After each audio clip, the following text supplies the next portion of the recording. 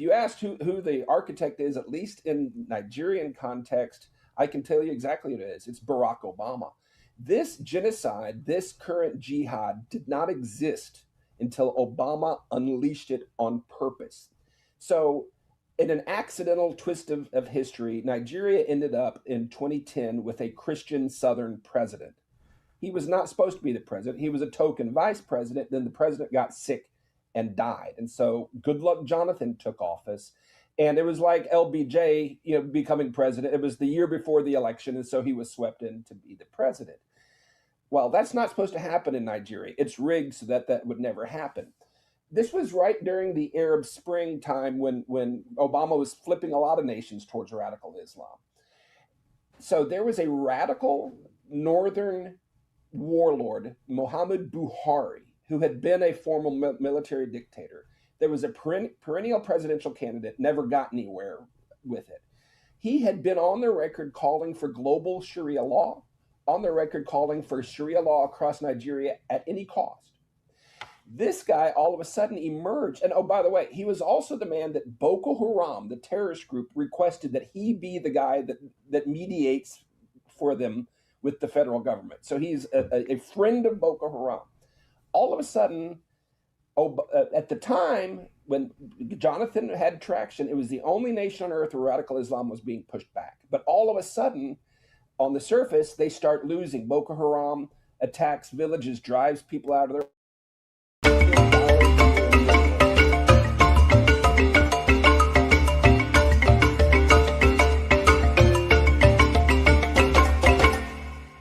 People will live many lives at different times, but for some, life unfolds as one continuous journey, from business owner to mayor of a small town in Texas, to missionary, to becoming a person of interest in a country where the national security advisor can call your phone, and where some observers argue that your advocacy helped shape the international attention that eventually preceded the first time the United States carried out an airstrike on Nigerian soil.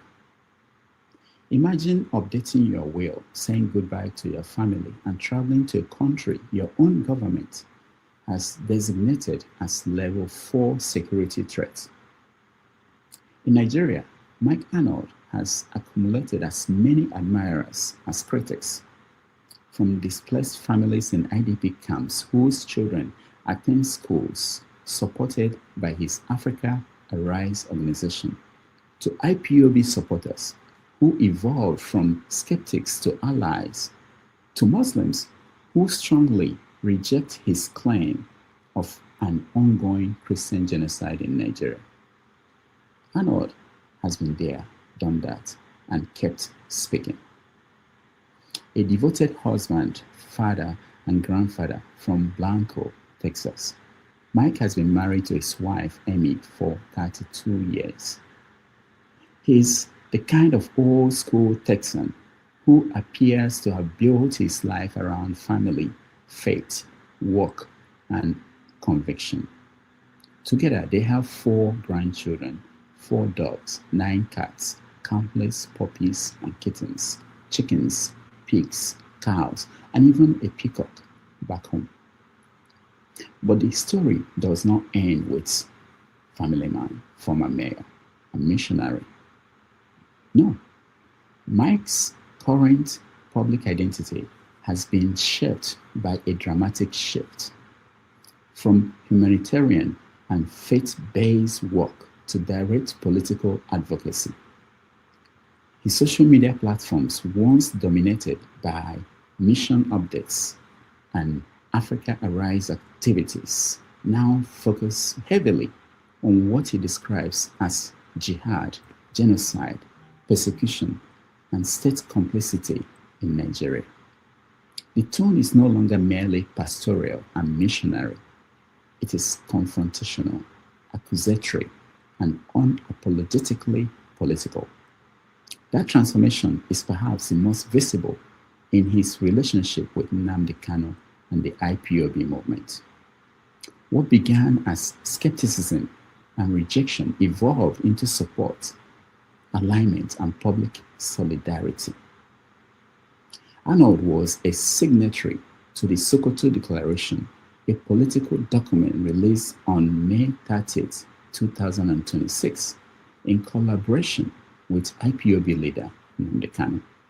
That declaration outlined a framework for the self-determination of various marginalized ethnic groups within Nigeria, placing Arnold firmly inside Nigeria's debates over self-determination, federalism, and constitutional restructuring, rather than outside them as a foreign observer.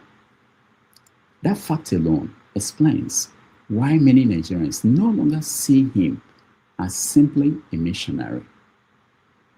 Then there is the Alex Barbie action. Arnold has been photographed with Barbie, fueling public curiosity and speculation about the extent of his ties to figures within Nigeria's activist and political ecosystem.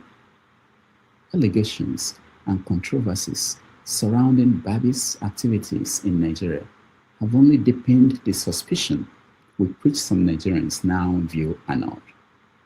To his critics, this forms part of a broader pattern, a foreign advocate inserting himself into some of Nigeria's most sensitive political fault lines. His relationship with the Nigerian government has become so bad, especially after he publicly accused the government of enabling or failing to stop what he characterized as genocide against Christians. Once welcomed by some as a sympathetic outsider, Arnold increasingly became the target of criticism from government officials, commentators, and online activists who accuse him of exaggeration, destabilization, and importing foreign influence into Nigeria's domestic affairs. To his supporters, he is speaking truths that others are afraid to name. To his critics, he is helping inflame an already fragile situation. And that, ultimately, is the heart of the matter. Mike Arnold no longer operates like a missionary who simply visits Nigeria. He now functions as a movement figure, a political witness, and a persistent narrator of crisis. His public platforms reflect that evolution clearly. From schools in IDP camps and mission updates to videos and statements about jihad, genocide, state failure, and international pressure. He has moved from relief work to advocacy, from aid to accusation, from observation to open confrontation. So why does this Texas man choose Nigeria as the arena for all of this? Because Nigeria is where all of his identities now collide. Father, grandfather, missionary, former mayor, activist, ally of those he believes are marginalized and oppressed. All right, now join me, please, in welcoming to the show the one and only former mayor of Texas, Blanco City in Texas, Mike Arnold. Welcome to the show. It's a pleasure to be here and a great honor. Thank you for having me. Thank you so much for being here. We are really excited, and people are home. They've been waiting for you to come here and help break it down for us. So let me start by asking you that this last week, President Trump came out, more or less sounding as if there is now victory in Nigeria, that because of his intervention, that genocide in Nigeria is over. What do you make of that comment from? It is troubling to me, and I haven't commented on it yet. This would be my first time to do so because I'm still wrestling with it. Here's what I know, a couple things. First of all, when you see how Trump has moved in this whole process. It's all been a response to public outcry. So he was doing nothing with Nigeria until it was September that Bill Maher and Ted Cruz started talking about the Nigerian Christian genocide. And then Trump comes out and he says he's going to look into it. Okay. So that was response to public outcry. Then October 14th, the fated press conference in Abuja that had 3.2 billion global impressions within 72 hours. It was shortly after that he pledged to come gun blazing. Again, the public outcry. He's been distracted in Iran, and the outcry has died down. And, I hate to say it, but the clincher is this last week, there was the greatest opportunity to move the needle. There was an organization that formed this coalition and did a rally and a gala in Washington, D.C., but they got co-opted and became de facto Tinubu rally. They had the Nigerian embassy representative platformed, talked 20 minutes about how great Tinubu is. There was no counter messaging to that. They were celebrating this partnership. And I don't think it's a coincidence that a couple days later, Trump comes out and says, oh, we're all okay now. What he means is the public outcry has died down and he can move on. So what I believe the only thing we can do right now is to get as loud as we possibly can across America, across Nigeria right now, and move that needle again to get his attention. And that's the only thing we can do. But it's troubling to me. He's surrounded by corrupt advisors and sleazy lobbyists and just spineless people all around. It's time to get loud. We're going to talk about the people around him and how he's viewing Africa. But I wanted to talk about the lawmakers who went to Nigeria, who were pushing this. Are they also not reaching out to him anymore? What is going on? Why is it that it appears as if he's moving in the other direction? There's some strong voices in Washington for sure that seem to know what's going on. But Trump didn't pick one of them. He picked a freshman congressman from West Virginia, which is a backwater state. No offense to anybody in West Virginia, but it's not it's largely rural. Let me put it that way. And they picked this freshman congressman that had no background in that. And you look at Riley Moore, look at his social media profiles, and he's all over his district talking about the county fair and this new factory and all this stuff. And Trump hands him Nigeria to spearhead this. No background in it whatsoever, new to Congress. And he goes over there, he does a trip.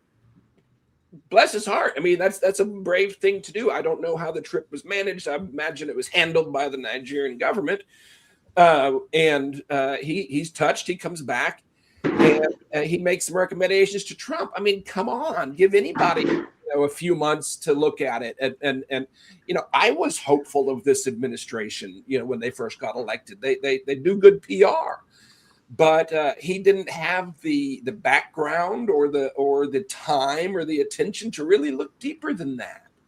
And in that environment, especially, is when lobbyists can be very influential because they sort of manage the narrative. There's a bubble around the Capitol.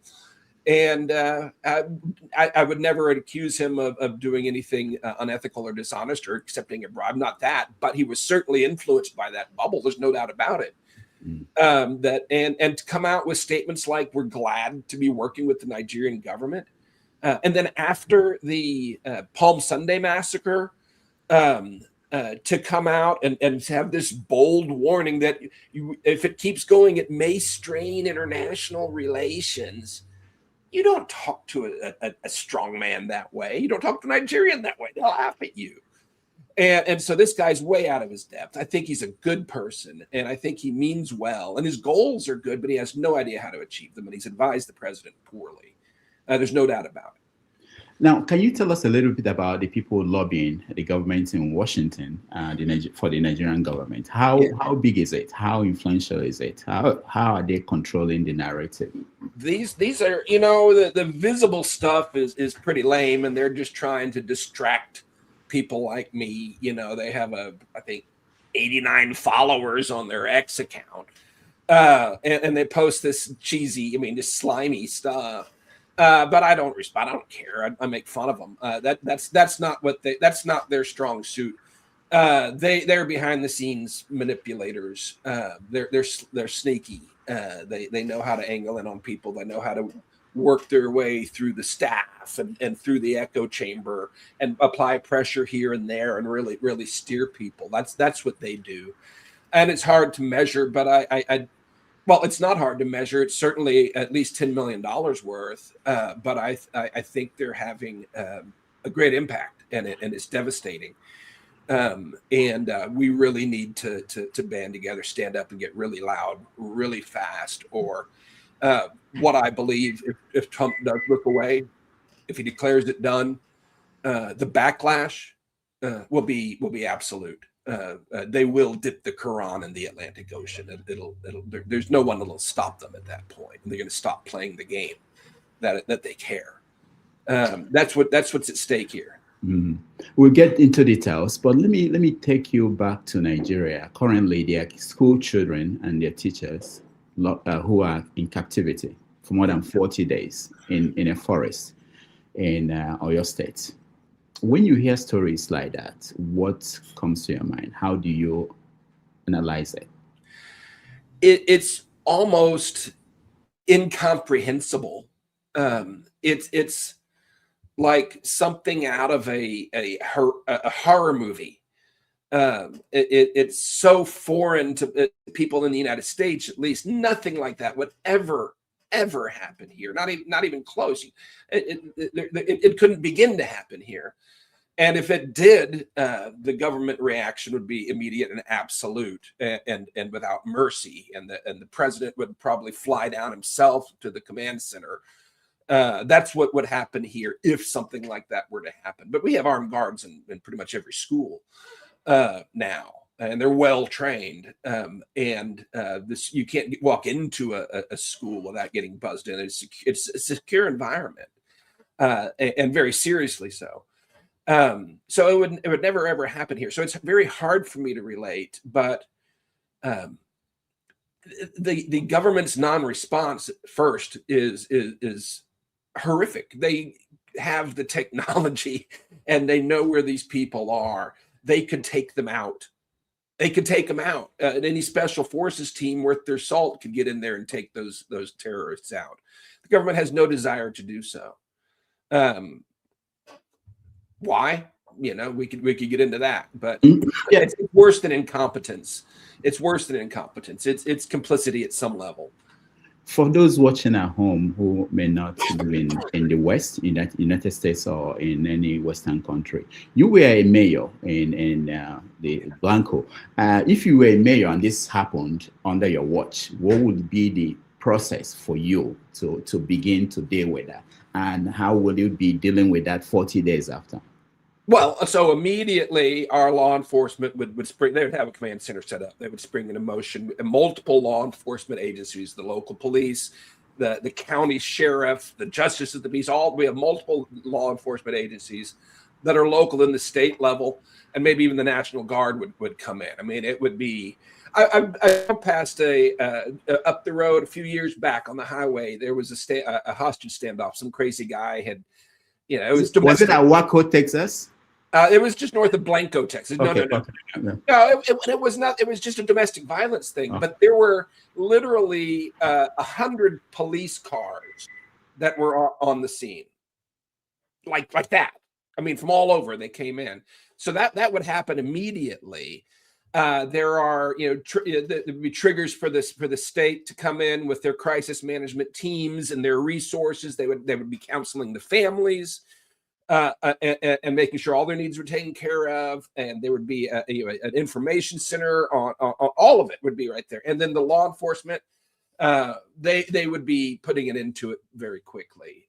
That's what would happen here. It would be completely dealt with very rapidly, and it would make every headline in every newspaper until it was over, and every TV show. It would be a big deal because it's never happened, and it never will. And as mayor, how would that impact your life? Because it appears as if the Nigerian government, they continue to do things as normal, as if nothing is going on. it wouldn't just be me as mayor. It would be every elected official up the chain to the president would be completely on the case and not distracted until it was solved. You don't see the president going and play golf during a crisis like that. It just doesn't happen. So yeah, it would be all focused. It was nothing near that close, but we had an issue with our city water supply when I was mayor. We're not a big city. It's like 2,000 people in it. The mayor's job is effectively a volunteer job. So, I mean, but we had a water line issue that affected the whole town, and I dropped everything immediately. And the city staff, it was after our city staff came in. I called in several local leaders that came in, and within an hour, we had a crisis center set up, and we were dealing with multiple aspects of it. And that was just a water issue. So, yeah, that's what happens here. That's what happens in a civilized government. So we know that the American soldiers are in Nigeria, and in a situation like this, do you know? By the way, do you know their responsibilities? What are they assigned to do? But I don't know. I would imagine it's been intel and surveillance. I know there's supposed to be some drones there and such. But at the same time, they were supposedly U.S. Special Forces operatives involved in taking out that ISIS guy. I don't know have all the details, but I believe that's some boots on the ground in that action. Do you think that the Special Forces might be in getting these kids out and the teachers from the forest? I think it's a good question. There needs to be a legal basis for it. Has Tinubu invited him, asked him to do that? I think that would be required. I'm just speculating here, but I have no doubt they could get him out. Oh yeah, yeah. You're talking about untrained hacks with AK-47s that have never been faced any opposition, never had any real training. Come on, our special forces could wipe them out in a heartbeat. So there is this Nigerian musician, Davido. I don't know if you know him, if I heard about him. He performed at the World Cup, which is ongoing at the moment, and he wore T-shirts trying to bring attention to the kids students that were picked up by bandits. And government officials, including your friend, Reno Mokuri, started criticizing him for making that he was not being patriotic, that he was exposing what shouldn't be exposed to the world. What do you make of that? Because what we're doing today, what we're now doing, maybe tagged as, it's the suppression. They, what did I say? Moves the needle. It's for any, how can I say this? For any political office holder to do something outside of their constituency, that uses up political capital with no real gain. There needs to be pressure from the constituency to drive the action. And again, that's what moved Trump to do CPC. That's what moved Trump to take military action, was the public outcry. You can track it. And so that's what they're spending the money on. That's why, this Shambassador is a PR guy. Funny, when it was a different president that didn't pay him, he was out there screaming about the Nigerian Christian genocide just a couple of years ago. He's, notice he took Free Leah Sharibu off of his handle now. Leah who? He's doing everything he can to suppress the bloodshed, the mass graves, the genocide. He would bury it all to keep his favor with President Tinubu. That's the strategy.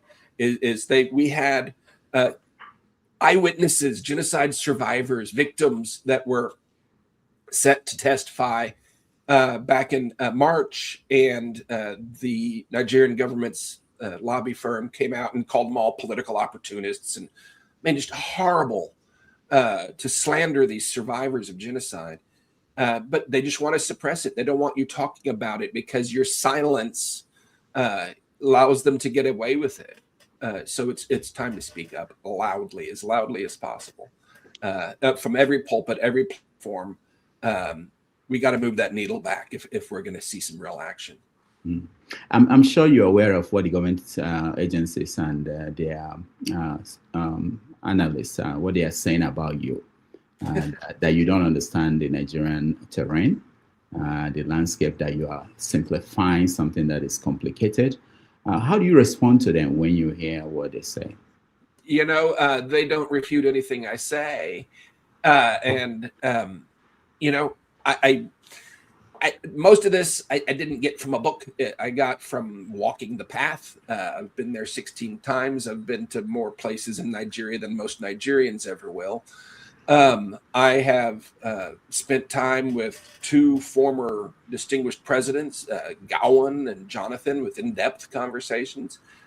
Spent considerable time on multiple occasions with Cardinal Onyakin, prayed over him in his private chapel. I've spent time with governors, senators, kings, vice chancellors, DIG, former DIG. I've spent time on the phone with Nuhu Rabadu, Senator Akpabio. I've met with former cabinet ministers at the time. So looks like we're frozen up here. No, we're not. Yeah. I've read it voraciously, and I've also spent considerable time, not just in churches around the country, and schools, even a leper colony, but with the displaced and the people who serve them, and the orphanages where children watched their parents hacked to death, and now they're getting loved on. These camps of these survivors, and I've heard their stories, and I've gotten to know them. So I'm not making this stuff up, and all of it rings true. And the more closer I get to the target, the more they attack me. I've been attacked by Sheikh Gumi, by the Sultan, by the president's spokesman, by the lobby firm. If I wasn't getting close to the bullseye, they wouldn't care. So that sort of confirms it too. Again, it is what it is. My book about this went #1 on Amazon in 3 categories in 72 hours. I've got, you can read some of the endorsements of it from some pretty prominent people saying this is what it is. I've got a lot of encouragement. I've had 4 different potential presidential candidates contact me and want my strategic support. So they can try to throw darts at me, but try to refute what I'm saying. There were some Christian leaders in Nigeria who taken the position of the government that it was an oversimplification to say that it's genocide that is going on. One of them is Bishop Kuka. Do you know him? Have you met him? No, I don't know him. No. Okay. Yeah.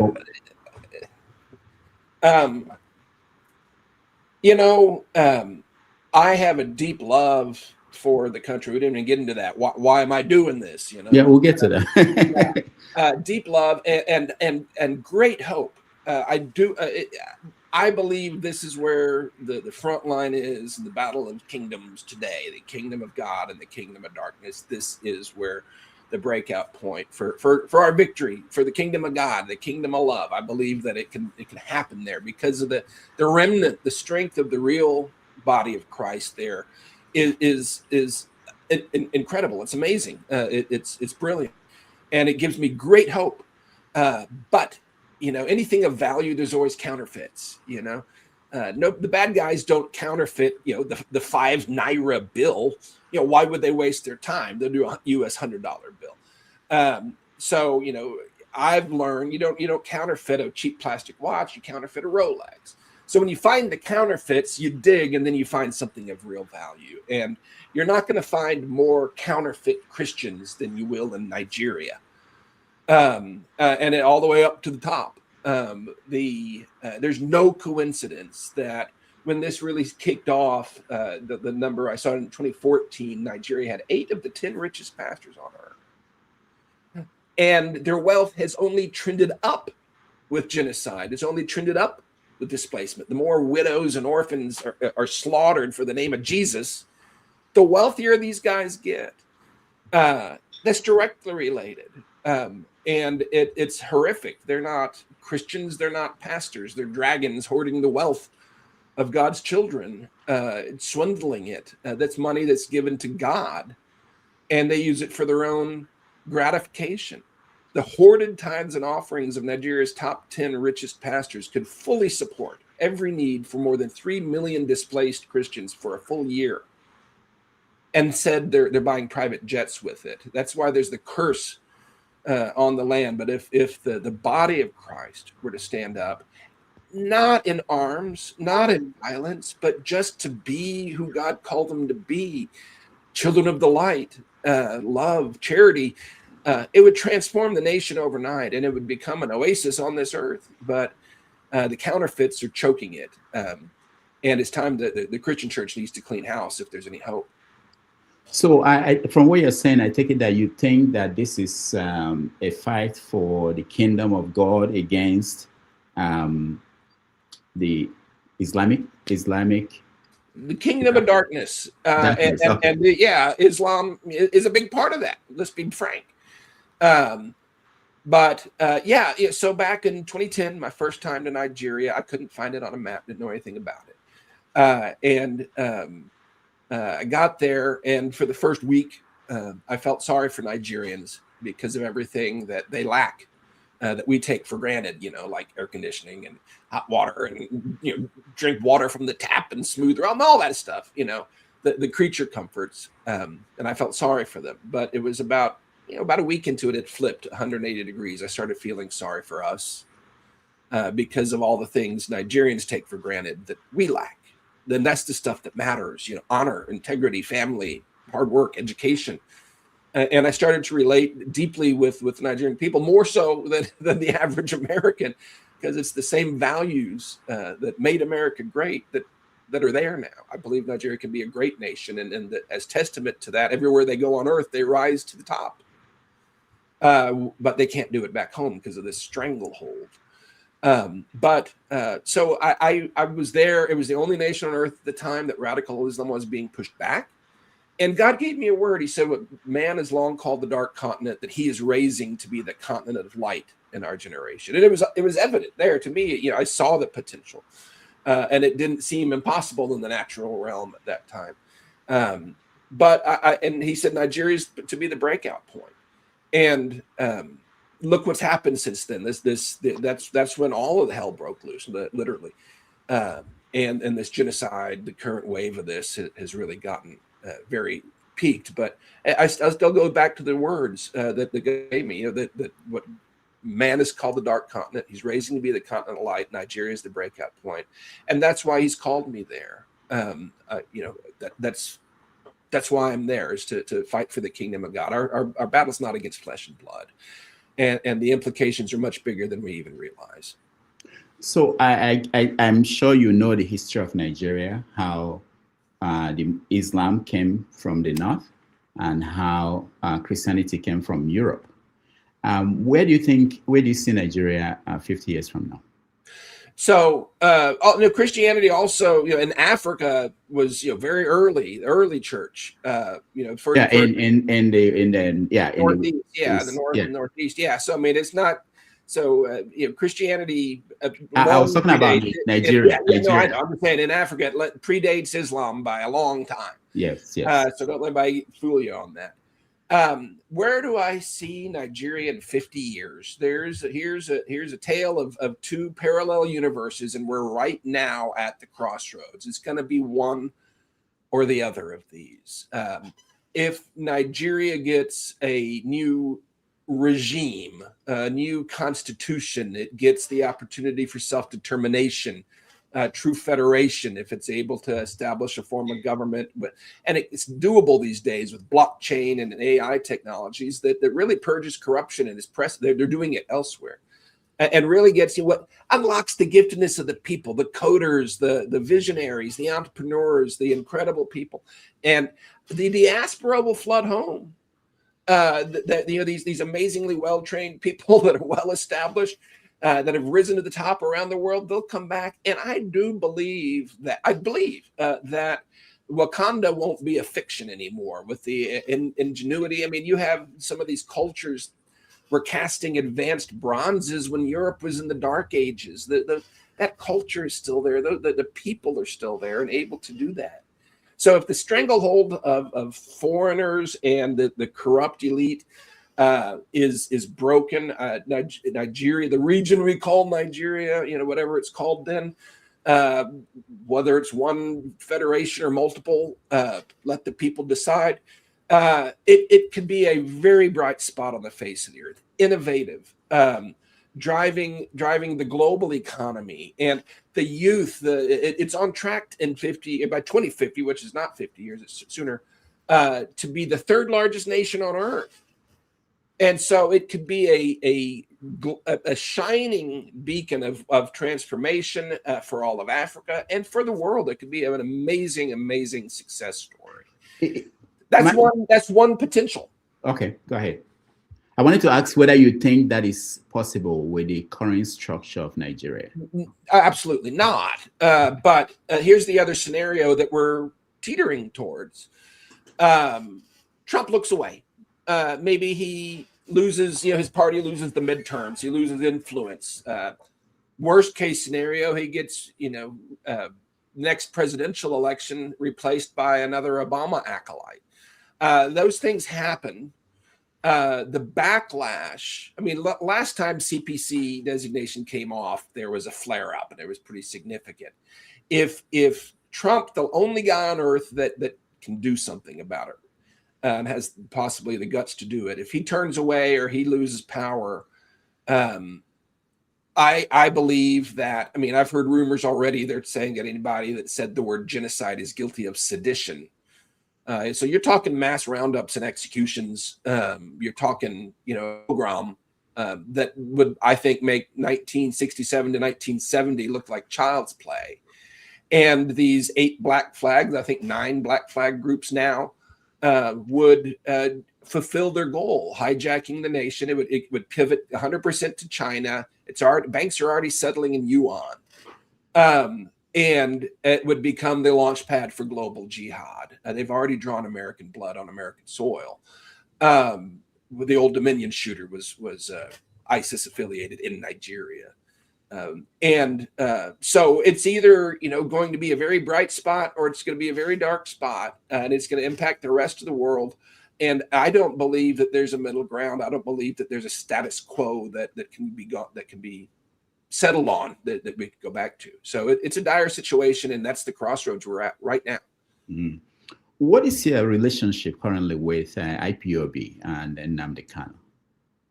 I believe Nnamdi Kanu was unjustly prosecuted and is unjustly imprisoned, and I'm in alignment with pretty much all the human rights groups out there that have said the same thing. And I think that his incarceration is tyranny, and I think it's unjust. And so I advocate for his release because it's unjust silencing of a critic. And the more you study it, the more unjust it is. There's things that Nnamdi Kanu has said in the past that I can't justify. But then again, he never engaged in violence. And by the same token, Nelson Mandela did. Nelson Mandela was a legitimately violent man. It is what it is. That's the nature of being a revolutionary, which is not I don't consider that a bad word. He's certainly a revolutionary individual in every positive sense of the word. I believe he's a visionary. And some call him a true prophet. I think he certainly foresaw a lot of things accurately. So yeah, I think that he should be set free.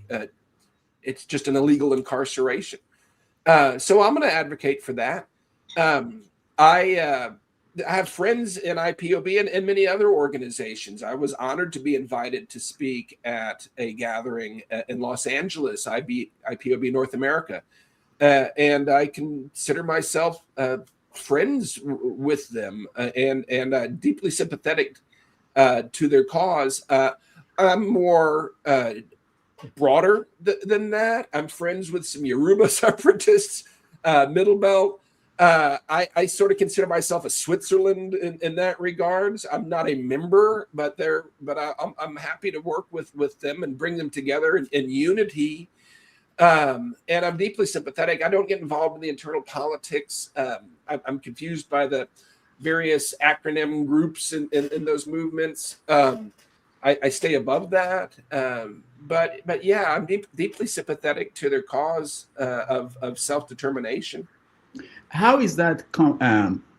How does that work with having a country? Because in Nigeria, in the Constitution of Nigeria, there wasn't a provision for referendum to decide whether you want to leave the country.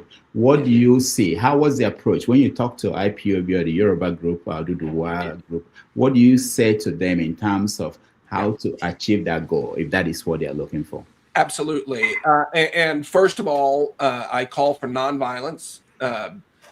Certainly, violent self-defense, if it's necessary, that should be the right of every human being. But nonviolence statistically has double the chances of success, a nonviolent uprising.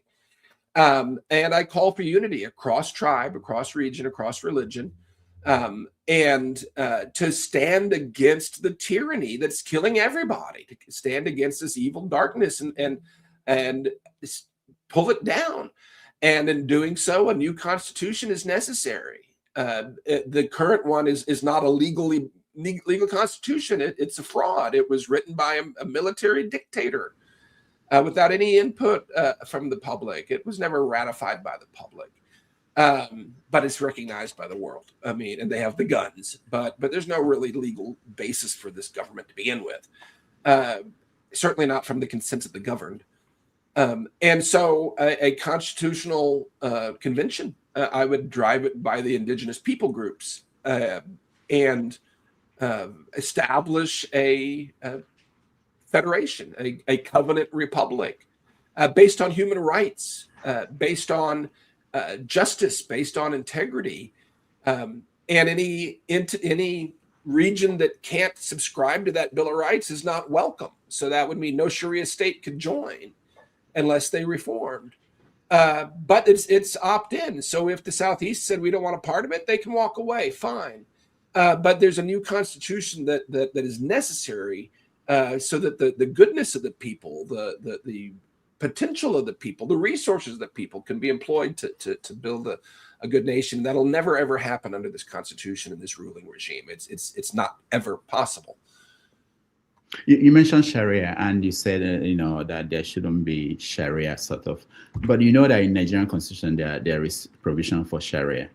So it's an illegal constitution, and Sharia is incompatible with human civilization as you and I would define it. If that's what they want to do, fine, but you can't not mix oil and water. You can't. What if they insist that they want Sharia to practice Sharia in their part of the region? Is there a provision? Is there a structure like that can give them the right to have Sharia? If there's a federation founded on basic human rights, then there's no grounds for Sharia within it, because Sharia is a denial of basic human rights. It's a brutal totalitarian control system to keep people in submission to a very dark ideology. And so no, that's not compatible with any Bill of Rights that you or I would want to live under. And so if a government can't enforce basic human rights, it has no reason or purpose of existence. It has no validity. And you can't tolerate that and enforce human rights at the same time. It's incompatible. Now, African leaders in the past used to look up to the United States as a model of democracy.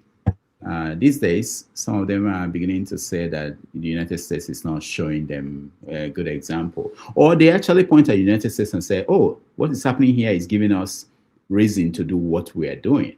That, if it's happening in America, it should be okay to happen in Africa. When you look at what's happening in Africa and look at the United States, where you were once a former government official, how do you do the comparison? How do you see that?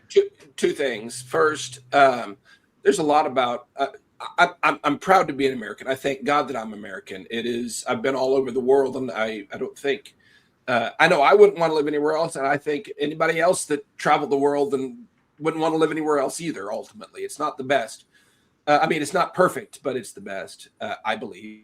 And that's why most Nigerians would still kill to get a visa over here, and I don't mean that sarcastically, uh, but there's a lot that I'm ashamed of too. I mean, nobody, nothing is perfect, and there's certainly a lot in our past and even in our present that grieves me, and I think that America has declined some.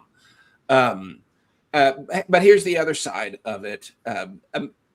There's a colonial mindset that bedevils Africans in general, and I don't fault them for it. It's all that's been known for hundreds of years. But looking, say, as the white man, the West must give us permission, must give it validation. If we want something good, we have to get it from there. We have to get permission from them. Oh, but if they're doing it there, then we can do it here too. That's a cop out. That's weakness. No, you can be better than that. There's a different expression of humanity that's never been allowed to flourish, that you can manifest, that would be a great thing for this world. You have values that are better than that. You know better. Don't just say a white man does it, so it's okay. Come on. Yeah, that reminds me. If in some young Africans, if you talk to some young Africans, they're like people who follow Ibrahim Traore in Burkina Faso, and I'm sure you must have heard about him. Their feeling is that they don't even trust the West entirely. That the West should just leave them alone, and that they want to chart a new path. But that the West is not leaving them alone. It's constantly finding ways to be involved in African affairs. How do you see that? Yeah. So here's the thing. I've been an advocate of the nations rising.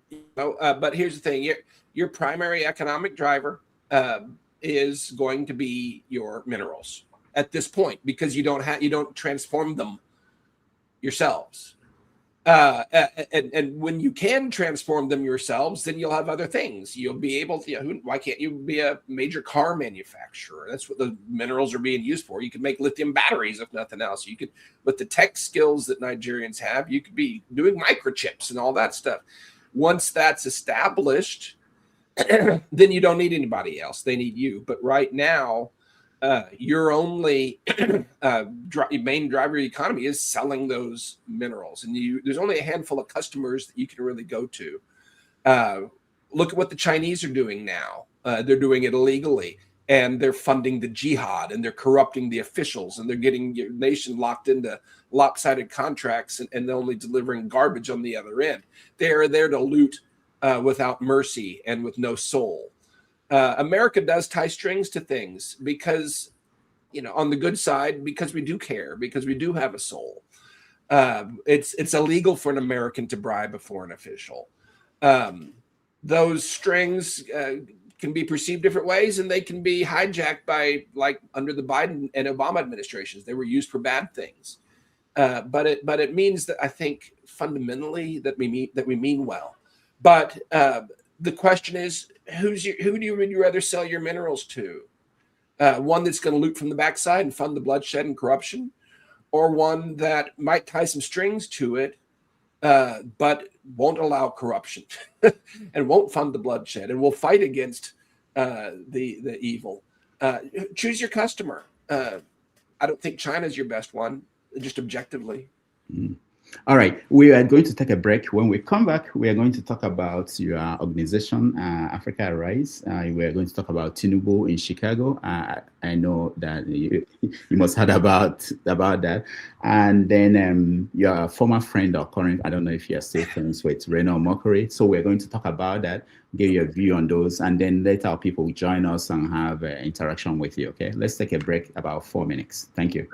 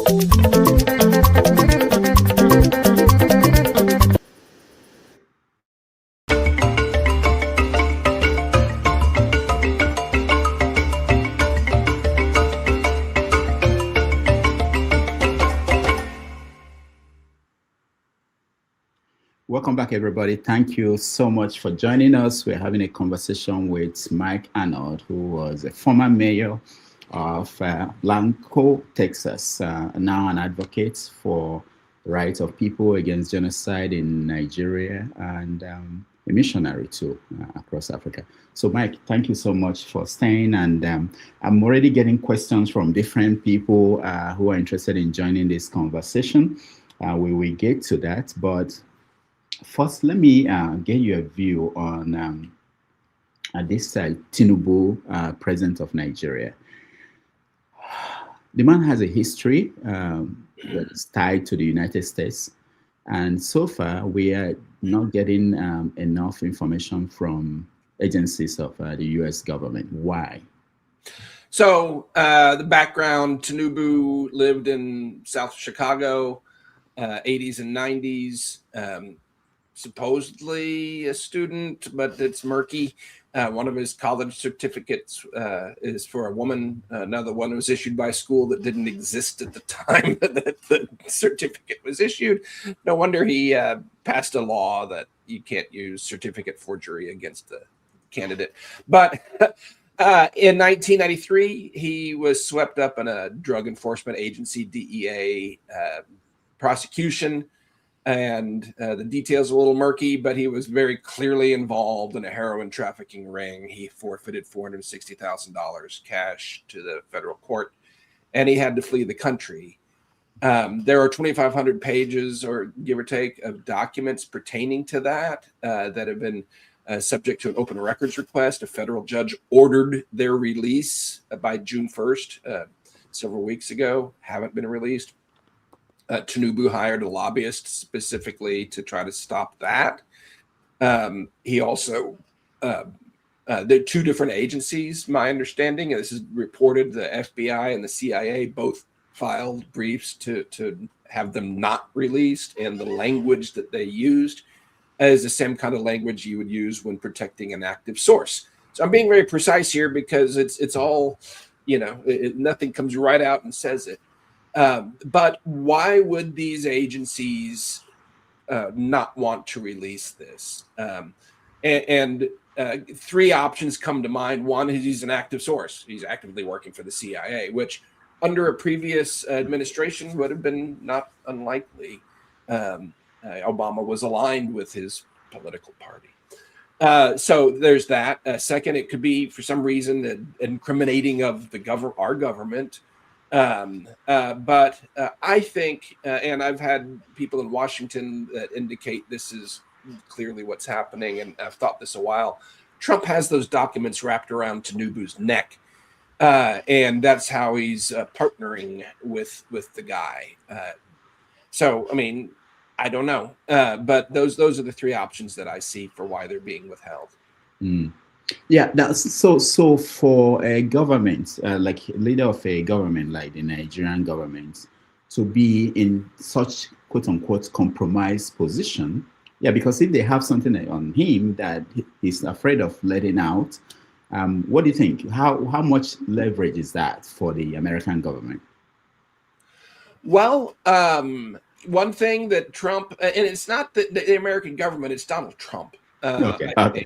I think so. I mean, but if those documents, if what's in those documents gave him the legal justification to do to Tinubu what he did to Maduro, I think that would be compelling for good old President Tinubu, don't you think? I mean, Trump's proven that he's willing to do that, and there's certainly ample reason to do that. And he's proven, he's got boots on the ground. He's bombed things there. That's a way to get somebody in line. Now, what's he getting him in line for? Is exactly. That's where I'm really bothered by those that are surrounding Trump, his senior advisor, for example. It's not a good scene there, and so I don't know.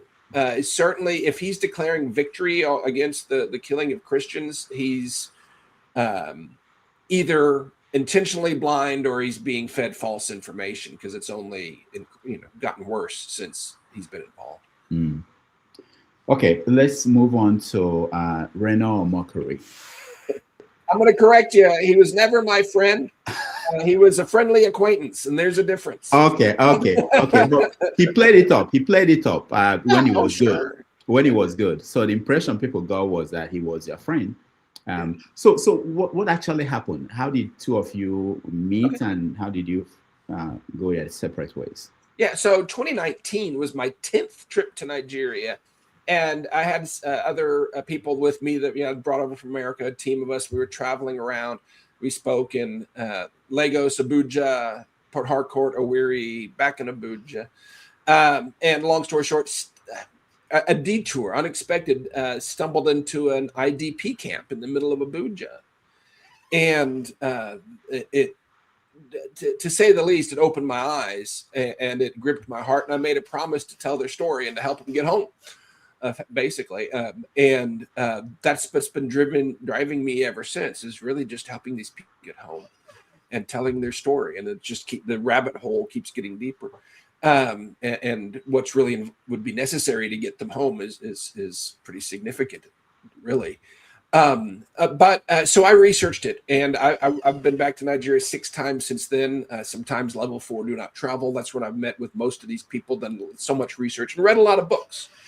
And one of the books I read was Omokri's book about Jonathan. I just looked it up on Amazon. I didn't know anything about the guy. But I had some questions about it, and as I'm prone to do, I wanted to talk to the author. So I Googled, found a contact form from a church in California from 2017 is what but it had a contact form. And so I filled it out and hit submit. 5 minutes later, I get a WhatsApp from Reno Omokri. Again, all I know, author of this book. And he says, can we talk on a video call so I can see that you are who you really say you are? And get on a video call with the guy. He learns I'm a mayor. I'm a white guy. I'm articulate. I have schools in Abuja, so he figures he can use me. And on that call, he invites me to his birthday in Kenya in January the next month, and he's going to pay my way. And good luck, Jonathan's going to be there. And he actually wired money for the plane ticket. So I didn't know if there was somebody from the Nigerian government that was wanting to kill me and feed me to the lions. I didn't know.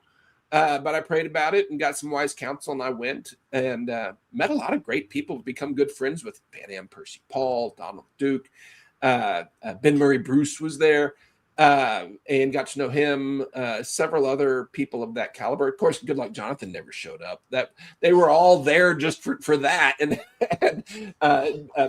Bruce and Duke left early when they found out that he wasn't coming. But hey, it is what it is. They're all friends with me now, I should say. Well, except for Bruce. But they're all friends with me.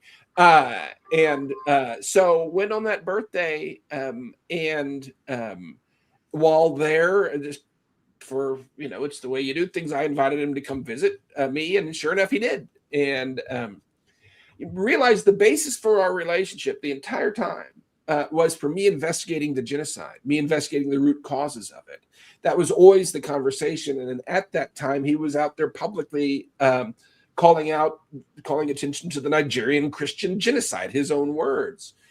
And he also was calling, the president a drug lord and all this stuff as well. That was how we connected.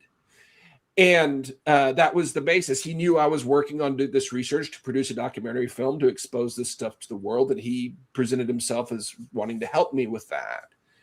So he came to visit, and then and I took him around and, showed him some stuff. Interestingly, one of the things I did was lined up one of my friends here in Blanco who has a classic car collection to drive us around in some of his classic cars.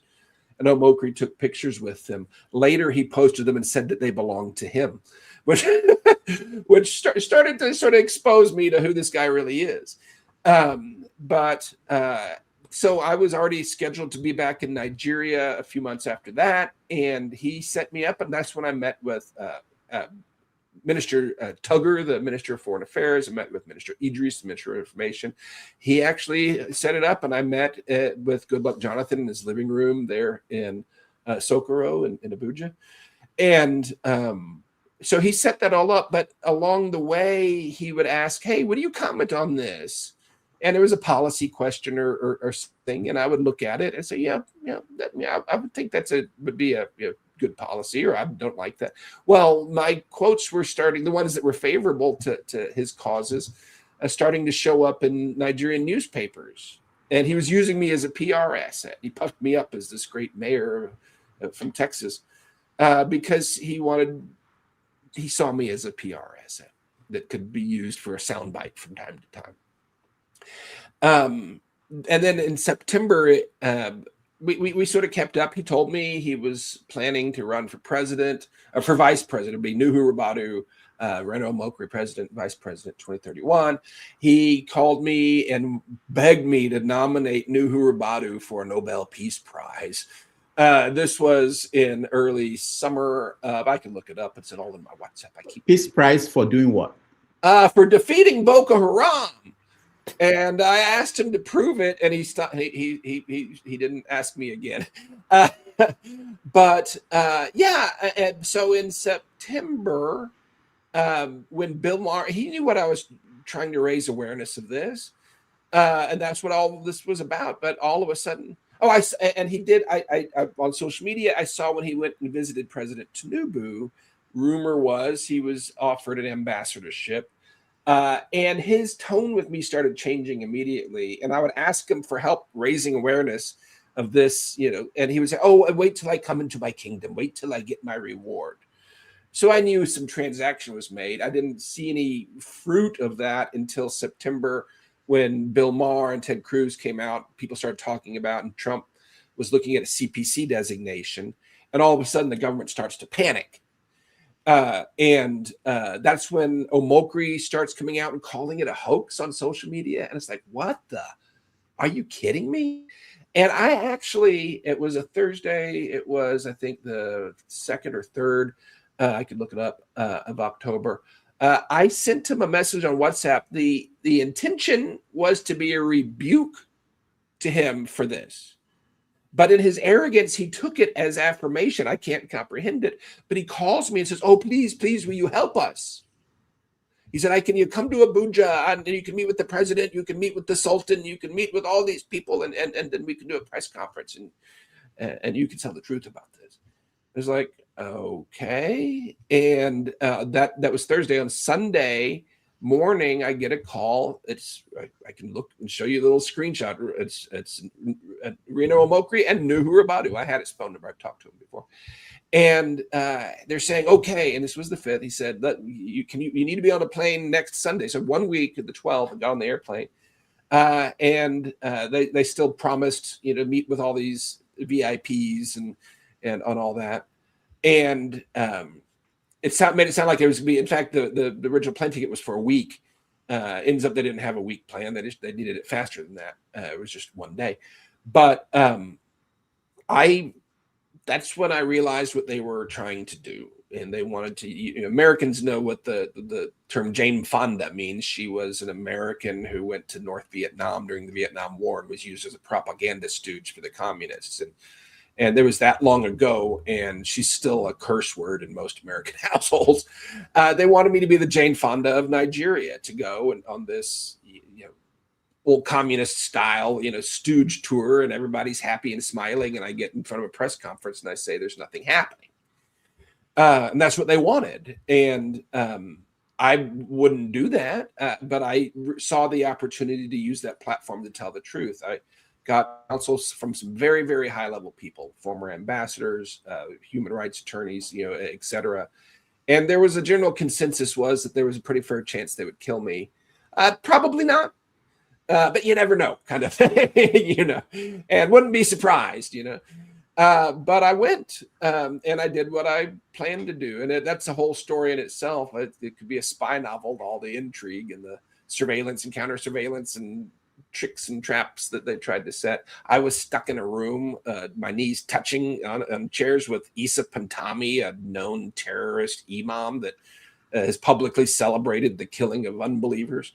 And he smiled and gave me the talking points and all that. I mean, it was a pretty surreal experience. But hold on, Mike, hold on. Who was the president that time? Where did you meet Issa Pantami?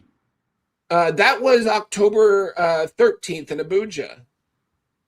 Reno. So here's the on the 12th, I got on the airplane in Austin, Texas, 30 hours of travel, land in Abuja, get picked up at the airport, get fed the talking points by the driver, get to the Abuja Hilton. Not a break, not a bathroom, not a cup of water. I get taken straight into a photo op with one guy who spewed the talking points, and they took pictures. And then he goes out again, no break, no bathroom, no cup of water.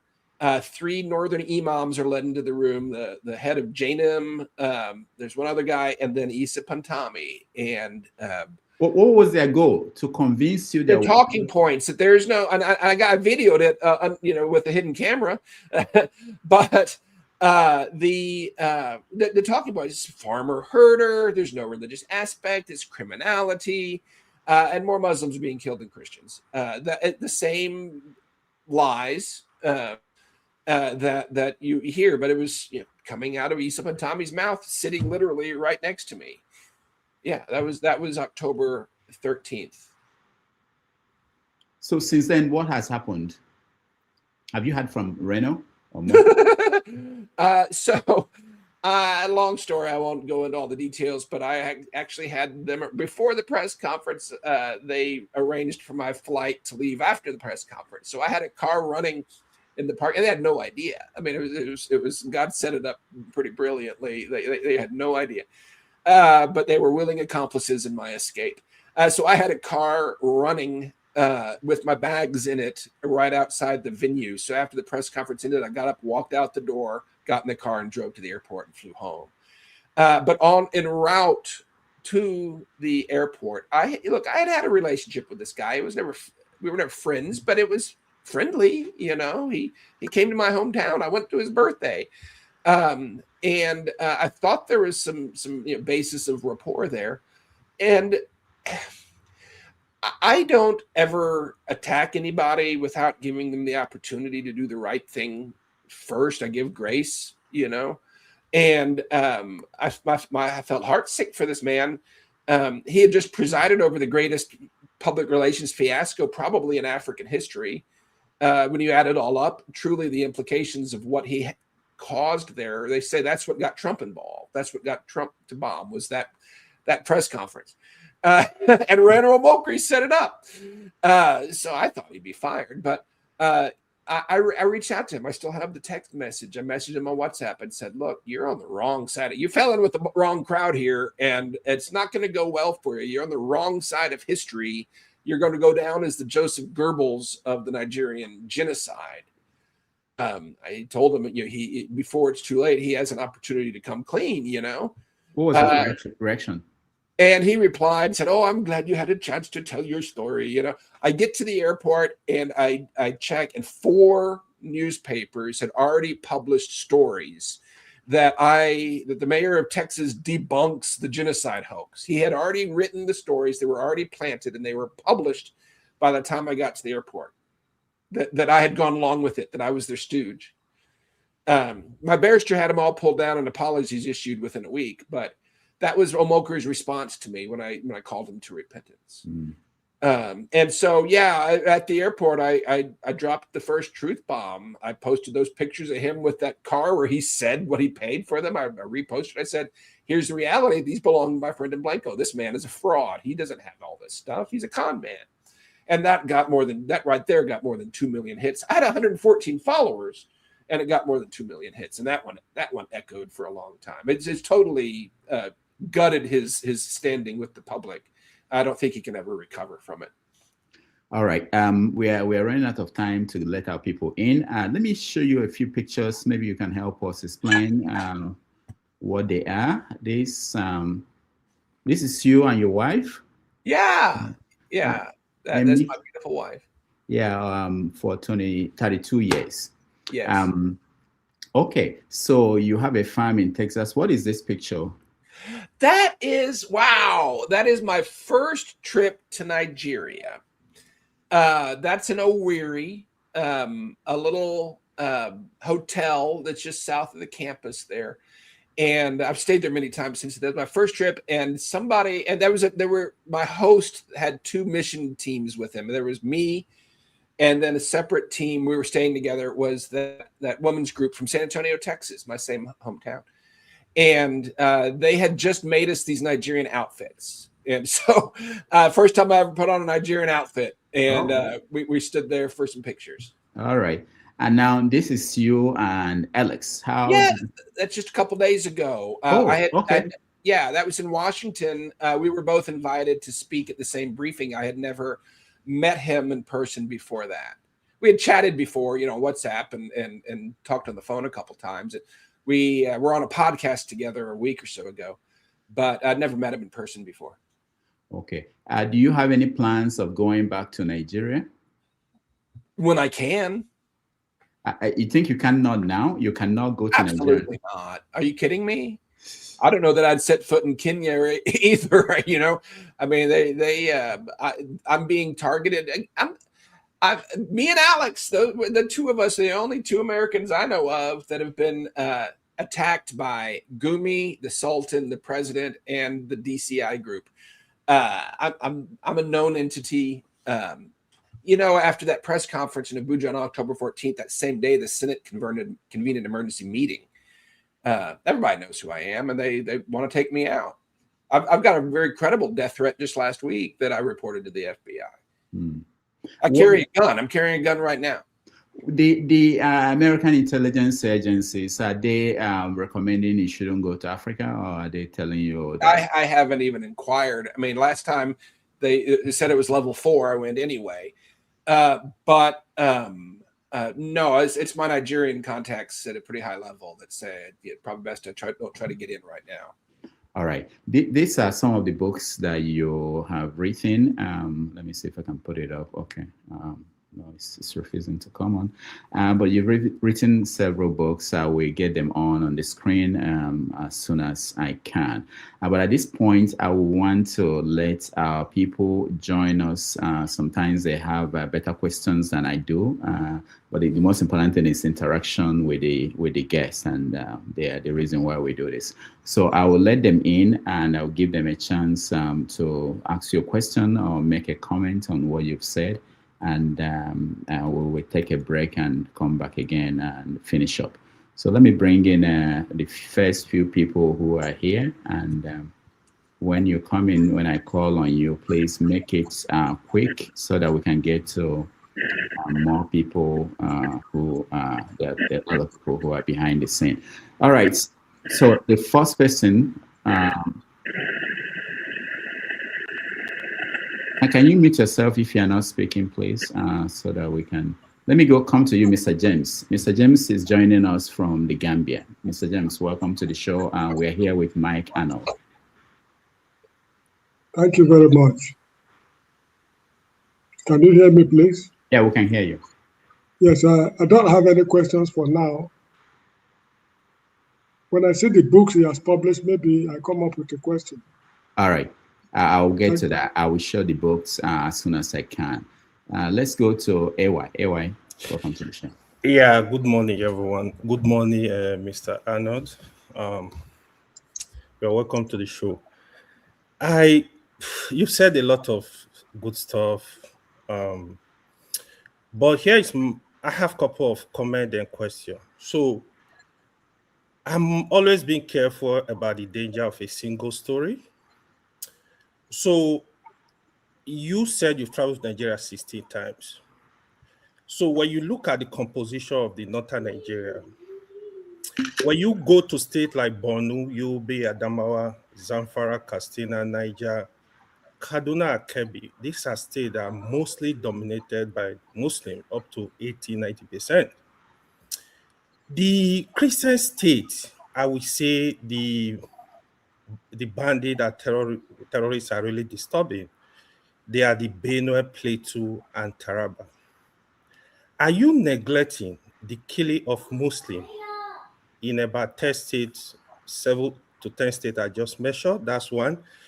The other question I will really have is, according to Scott Perry, the Congress member of the United States, in February 2025, he alleged that the fund from USAID were used to sponsor Boko Haram another terrorist organization in Nigeria.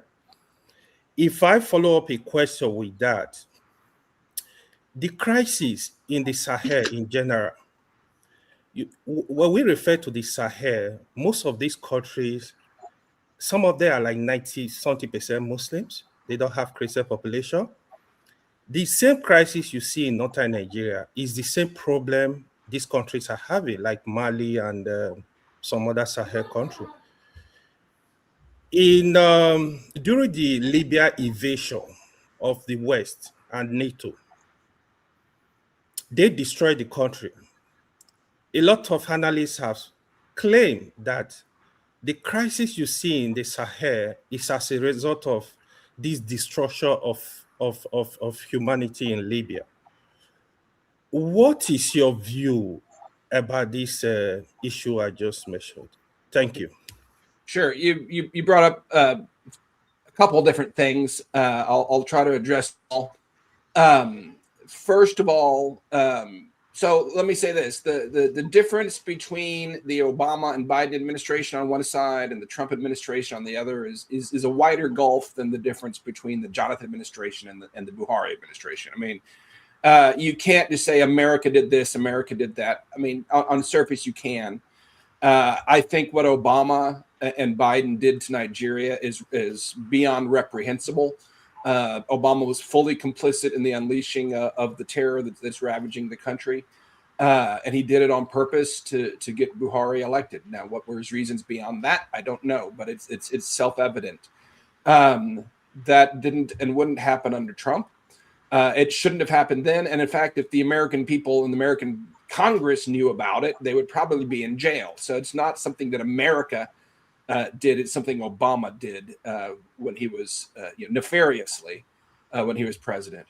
But the specific USAID thing, look, there was a lot of horrible stuff going through USAID, but that specific statement has been recanted and disproven. There's no evidence that it did, that any USAID funds went to Boko Haram or any terrorist group. I wouldn't be surprised if it did, but that's not a true statement, though. That the congressman has recanted it, I've been told, and by his attorney. So that's one thing. Now you mentioned Christian areas and Muslim areas. Gwoza, for example, was a Christian area for more than a century until 2014, 2015, and now it's a caliphate. So just saying that it's now a Muslim-controlled territory doesn't mean that it was or should be. Your first question, I'm gonna go to that now to wrap this up. From the very beginning, I've said this is not just. I don't just throw out the term Christian genocide and walk away from it. That's not an accurate. It's a part of what's happening, but it's not a very good summary. And I think it's in some ways, if people just push that, then it's counterproductive. This is a jihad that's been raging for quite a while. This is a conquest, yes, they specifically target Christians, but they also target Muslims who won't join their jihad. And in some places, those outnumber them. And that goes back to Don Fodio, the founder of the Sokoto Caliphate. His specific teaching and his doctrine was that any Muslim that doesn't submit to us and join our jihad should be killed. And that's still taught today. That's Dan Fodio. His grave is a mini Mecca. They make pilgrimages to this guy. And he taught that, and they've practiced that. That's how they bumped off the House of Kings and took over, because of this doctrine. That's the real enemy. And I have advocated. So one story I've told, and it's documented, there was a bus that one of these jihad groups pulled over. They took everybody off, men, women, Christian, Muslim. They separated them out. The women all went into sex slavery. The Christian men were all killed. And then they went to the Muslim men and said, join us or die. And, a lot of them chose to die. And I will never say that person is my enemy. That person should be my ally. We should stand together. Those people that have the courage and the conviction and the humanity to make that choice, to sacrifice their life before joining a jihad, there should be a monument built to those people. They're Muslims. I mean, there should be a monument to them. I have a school in Abuja. We have 4 campuses now. Our second campus was built in a camp that is comprised almost entirely of Muslims. We have about 300 Muslim students, young children that we give a free, high-quality education to. We feed them when we can. We take care of them, and we've been doing that for many years. To call this Christian versus Muslim is wrong. It's not. This is people of humanity versus a malignant caliphate ideology that's killing everybody. So yeah, I believe in reaching out across tribes, regions, and religions to find people of conscience to stand together against this evil. It's not Christian versus Muslim. Please, can you address the Libya and the Sahel question? I'm sorry, say that again. The problem in the Libya across the Sahel. Yeah. There's no doubt. There's certainly documentation that a whole lot of jihadis flooded south out of the Libya and North Africa. In fact, the eyewitnesses that I know from the Gwoza massacre back in 2014 say the first wave of attackers were lighter skinned and looked like they were from North Africa. So yeah, there's a big problem with that, and largely it's Fulani coming in to come together. Which is a big driver of this. But yeah, that happened. I don't know what else you want me to say about it. Okay, right. Thank you. Thank you, AY. Let's go to Jefferson. Jefferson, you are next. Can you hear me? Yes. All right, good morning, good afternoon, good evening. Mike, I want to thank you for all your efforts. So I've been following from the beginning. If not for the likes of you who have been kept in the dark, and the truth must be said, because I must say that Africa has been kept in the dark by some scrupulous elements by our people in terms of suppressing one group and the other. So I'm glad you're speaking about it. So, and keep up the good fight. So my question goes like this. Before America attacked some of the terrorists during the Christmas holiday last year, of course, we saw the vibrancy of Riley Moore and other prominent people in the Congress. Well, let me just be specific on Riley Moore. And he was very vocal about what is going on. And of course, the Nigerian government was against him at the period. So of recent, I also saw a video where you also were questioning his sudden U-turn. And of course, and it has to also do with the enablement of the $9 million that our disgraced first lady actually helped to give the media team in the US. So my question goes like this. What is the take on all those things in terms of making sure that justice is being served? Because as you speak, Christians are still being killed and they're still kidnapping people in Nigeria right now. And it's turned to a political gimmick, and people are just doing whatever they like. So we don't even trust. It's so bad that even the Nigerians don't trust their own security outlook. That's how bad it is. And then my second question is this. No. Can Jefferson make it one so that we get. Sorry, let me finish. So my question is this. So what is delaying the release of Tinubu's drug case by the FBI? Why are they delaying it? It could have been good we see it because it's a public citizen right now. So we need to know what's going on. Thank you. Okay. Yeah, I addressed the Tinubu files a little bit earlier. There's 3 possible scenarios that spring to my mind. It could be something else, but one, he's an active asset of the CIA. And it wouldn't have surprised me under the Biden or Obama administrations. Second possibility is those documents are very incriminating of forces within the U.S. government. That's a possibility too. But I suspect, and this seems to be the general feel in Washington, that Trump is using them as leverage against Tinubu to keep him in order and extract whatever he wants to out of the guy. I don't know what it is he's extracting out of the guy. But that's, Trump likes to have the upper hand, and that certainly, it would seem, would give him the upper hand. Also gives him the opportunity, if a worthwhile opponent comes along, he can release it at the right time. So that makes sense to me. I think Trump plays the game that way.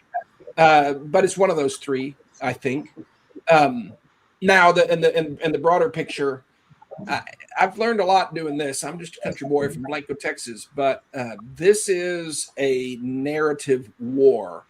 And I've never really realized what that truly meant. But there are lives that will be gained or lost as the outcome of this. So it's no less of a hot war than if we were throwing hand grenades at each other. The same consequences in this narrative war. The Nigerian government is dumping millions and millions and millions of dollars just on the surface that least that we know of to lobby firms is $10 million.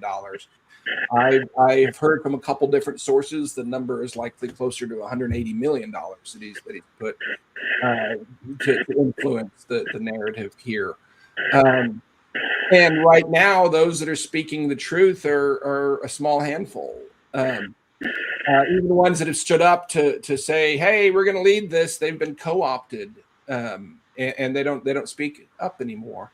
So there's not a whole lot left. But what there's a broad base of people like you. And what needs to happen right now is everybody must speak up. Everybody must scream. Everybody must post. Everybody must send letters. Everybody must stand on the street corners with signs because that's the only way that the is going to move back in the direction of real intervention. If we remain quiet, Trump's going to look the other way, and Nigeria will fall. All right. Thank you, Mike. Let's go to Tony. Tony, your question or comment in 2 minutes. Greetings, Dr. Damages. Greetings, Mayor Mike Arnold. Greetings, everyone on the panel and those on the comment section. Mayor, let me thank you for your advocacy for good governance in Nigeria. I don't know where you find the strength, but I just want to ask God to bless you. Not just for your advocacy, but also for the personal resources that you're putting in building schools, giving scholarships to Nigerian children. My question to you is, what is it that propels you to do all that you're doing? You're so engaged with issues concerning Nigeria. So I want to find out what's in it for you. Why do you do the things that you do for Nigeria? That's a good question. My wife and kids might just tell you I've suddenly developed mental illness. It doesn't make a whole lot of sense, and it's cost me so much. I'm not a wealthy man.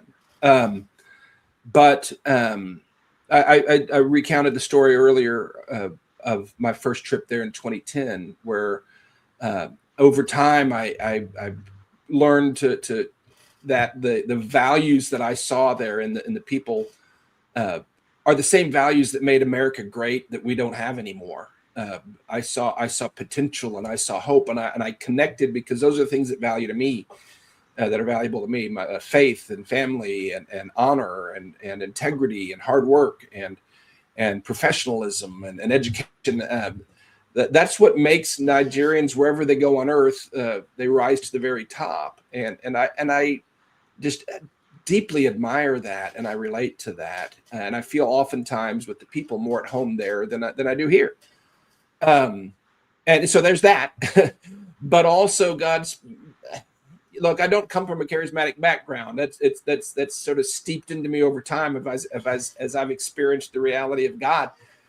So I don't use these terms loosely, but I received a word from God, a prophetic word that it's echoed ever since, that what man has long called the dark continent, that God is raising to be the continent of light in our generation, and Nigeria is the breakout point. I feel that this generation around the world, we're at the banks of the Jordan River, and there's a promised land ahead of us. And just like the ancient Israelites, we can get scared, turn around and walk back, and we'll all die. But God will someday get some generation across that river. And I think that right now, Nigerians can walk across that river and bring God's kingdom come on earth as it is in heaven. Maybe it sounds crazy, but that's what I'm called to. God has assigned me to this. And if for me to walk away, I would be, whatever the cost, I would be guilty because this is my calling. And until it's fulfilled, until he tells me otherwise, it's what I have to do. Thank you very much. Thank you very much. Thank you, Tony.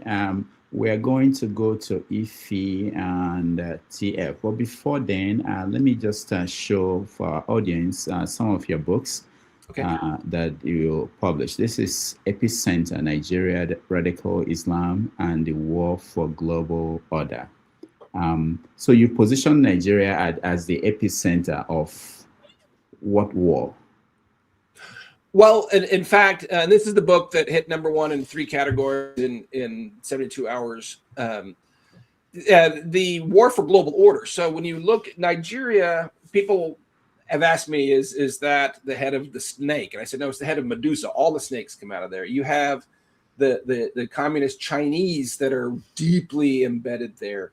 You have the global Islamists that are deeply embedded there. You have the globalists, Obama, Biden, that ilk is deeply embedded there. And you have the British, all overextended and all fighting for control, and all of them trying to push Nigeria a very dark direction. And if Nigeria goes that direction, it'll be dark for the whole world. It just happens when you stand in Nigeria, you can see all of it. And so, yeah, there's a war for global order. The war, the battle is raging for control of Nigeria and Nigeria's unstoppable trajectory is a battle for global order. Whoever controls Nigeria, the ideology, the direction, the activities of Nigeria is going to have a big say in the future of the world. And in fact, it was our own government that declared it the epicenter of global terror, the Sahel anchored by northern Nigeria. So I sort of lifted that word from that, but I took it deeper. So what's your prescription? Your prescription as the solution to the problem for Nigerians? There's the solution, and there's different ways to get there. But Nigeria should have a constitutional convention, a new constitution, with a covenant republic that is based on human rights and self-determination, where it's opt-in, where different regions can choose not to join. They don't have to. So there's your referendum, but it gives self-determination to each region. But it also gives incentive to stand together for goodness, human rights, free trade, mutual protection. But they have to subscribe to the Bill of Rights if they're going to join, and no Sharia state could join without reform. I think that's achievable, and it would be I don't see another way to really solve the country's issues. This current constitution won't do it. This current regime can't. Now, how to get there from here, we could talk about that for another whole episode. All right. Maybe we should do that one day. But let's get on with the question and comment section. Let's see, Ify, what do you have? Welcome to the show. Hi, good evening, Mr. Arnold. Hello. Thank you for joining us. What I'm going to say might be a little bit different. First of all, thank you for coming. Let me clarify some things I heard you say. What is happening in Nigeria is not a Christian genocide. I am a Christian, but I want to make it clear that more Muslims have died more than Christians, unfortunately. So if I don't like when people push narrative that only Christians are dying. Christians are not the only ones dying. It's both Christians and Muslims that are dying. Let's get that. Number two, I'm trying to understand. First of all, Nigerians, we cannot liberate ourselves by sending a white person. Let me use that word. I hate to say that, but that's what it is. Because when you are a mayor of somewhere in Texas, that's just like sending a local government chairman to come to talk to President Trump in Nigeria. So I don't understand the idea you pushing to come to Nigeria to liberate us. I don't understand where that is coming from, because to me, it doesn't make no sense. The only reason why these people are pushing you to come to Nigeria is because of the benefits they're going to get. Somebody like Reno or Mokuru and the rest of his people, because they want to use you to say, oh, United States is supporting what is happening in, you people are trying to liberate us. But I didn't see no liberation of any white person coming to Nigeria to help us. That's not going to happen. I don't see that. But my question remains, in terms of Nnamdi Kanu's case. I'm glad you acknowledge that Nnamdi Kanu is being punished, because in a country where everything is working, first of all, you won't hear somebody like Nnamdi Kanu, you won't hear somebody like Michael Wazuruki, you won't hear something like Simon Ekpa. Nigeria is a country of 200 and something million people. Do you think, you being an outsider, do you think we even have any business whatsoever being together? Because what we have in Nigeria is currently not working for us. The constitution is not working for us. We have a lot of marginalization going on in Nigeria. In 2026, we are still talking about we don't have constant power, we don't have good roads, we don't have healthcare. Nigeria, we got our independence in 1960. Singapore got their independence in 1965, 5 years apart. Singaporean passport is the number one passport in the whole world, and Nigeria is still nowhere to be found. Corruption is number one thing that is killing Nigeria. And I'm asking, my question is, what is the essence of bringing you to Nigeria? Is it to come and defend us or liberate us? I don't get it. Please, can you explain to me? Thank you. Sure. First, first point you made, I'm going to correct you. I tend to be inclined towards the research of inner society. I know the founder of that. It's credible, and that's the numbers that President Trump has quoted. It also reflects my view from being on the ground. Yes, a lot of Muslims are being killed, but the total number, if you go by inner society, since 2009 is about 125,000 Christians and about 60,000 Muslims. So about 2 to 1 Christian to Muslim. And that is reflected in my experience in the IDP camps, where the majority are Christian, up to 80%. So I'm not diminishing, and it shouldn't be a competition who's being killed more than the other. But the numbers show it's about 2 to 1 Christian to Muslim. Certainly, there's examples of communities, maybe even whole regions where the numbers are different. But so I wanted to correct that. It is a Christian genocide. But just like the German Holocaust was a Jewish genocide, there were others. It was a Gypsy genocide. It was, they killed homosexuals too. It's a Christian genocide. It's also a genocide of non-jihad Muslims. They're trying to wipe them out. So wanted to correct that. I also want to push back, and I resent the racism that you have that's inherent to your question. It's like me asking, why should a black person be able to ask me a question like that? That's absurd. Just because I'm white? Come on.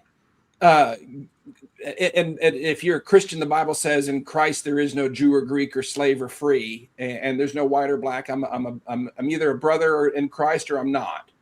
Yes, I'm American. Yes, I come from the West. Nobody has ever pushed me to come, or I've been invited to come for evangelism. My work there has been as a missionary for 16 years now. I have done outreaches in churches and schools and villages and prisons, orphanages, even a leper colony. I've done evangelical work, and I've done public service work. We've done clinics, we've done feeding. And in 2019, I started schools, and it's been out of my own pocket and out of my own ability to raise the little money that I came from friends and family and a few local churches to support me now feed, educate 650 plus children free of charge in multiple IDP camps in Abuja, because it's the right thing to do.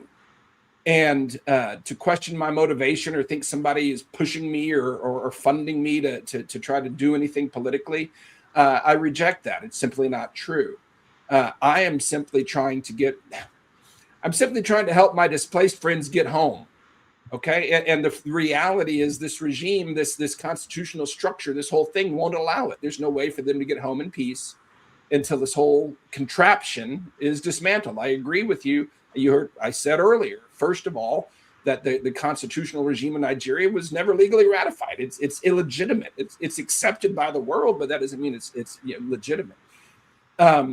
And I have very clearly called on multiple occasions, even on this conversation, for self-determination. Do you know what that means? That means the ability to go your separate ways. If the Southeast wants to be independent, they should have that right to do that.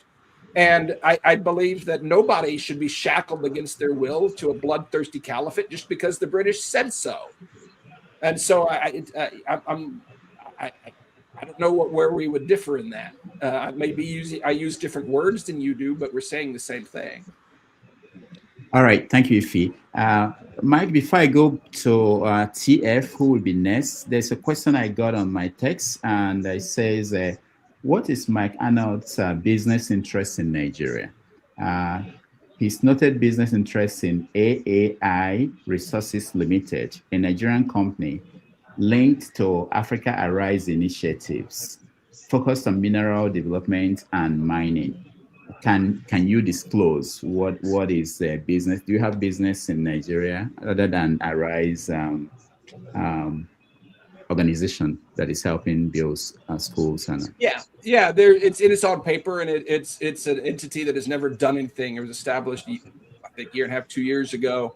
And I won't name the person, but an official in another state wanted to support our ministry by donating some hectares of land for mineral development. And so to enable that, we set up the entity. So the dominant shareholder is the nonprofit organization I'm on as a advisor, as a board member.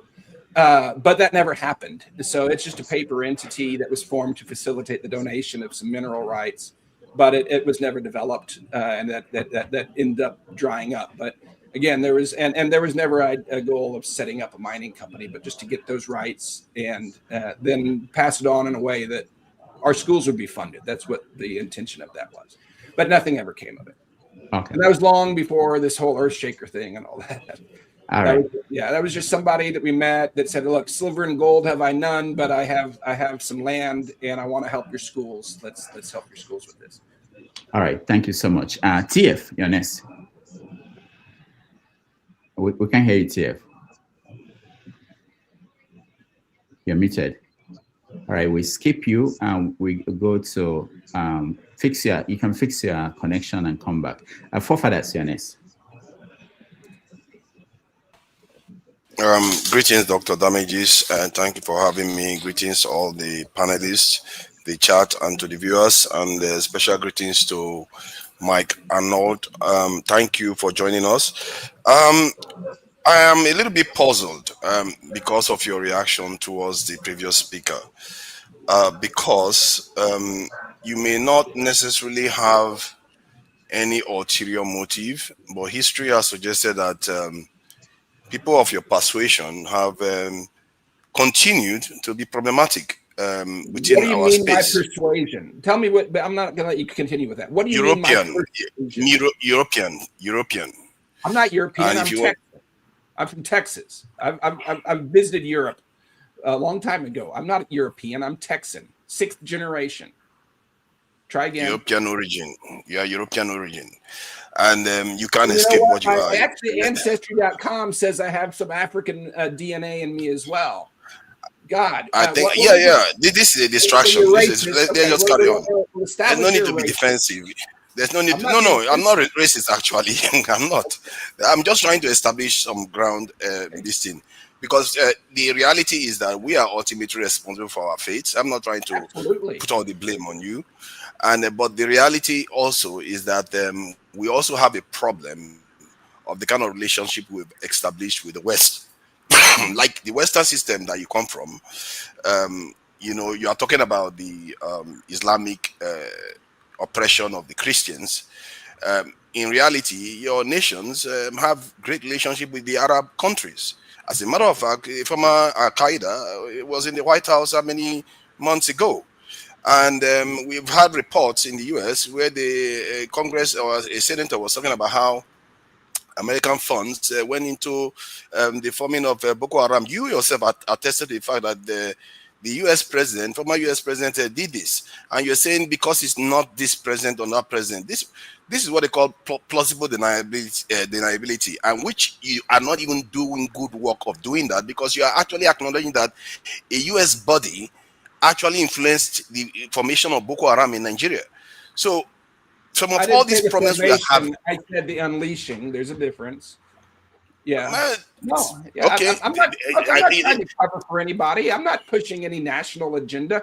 Your government starved to death 3 million people in 30 months between 1967 and 1970. Is that on you? Does that diminish your credibility? Should I question your judgment? Are you trying to starve my children because your government did that? You can question my judgment if my government does something bad. I have said very negative things about my government that are true. I've said good things about my government that are true. And I'm going to speak the truth. I don't represent the United States or Europe. I represent the kingdom of God.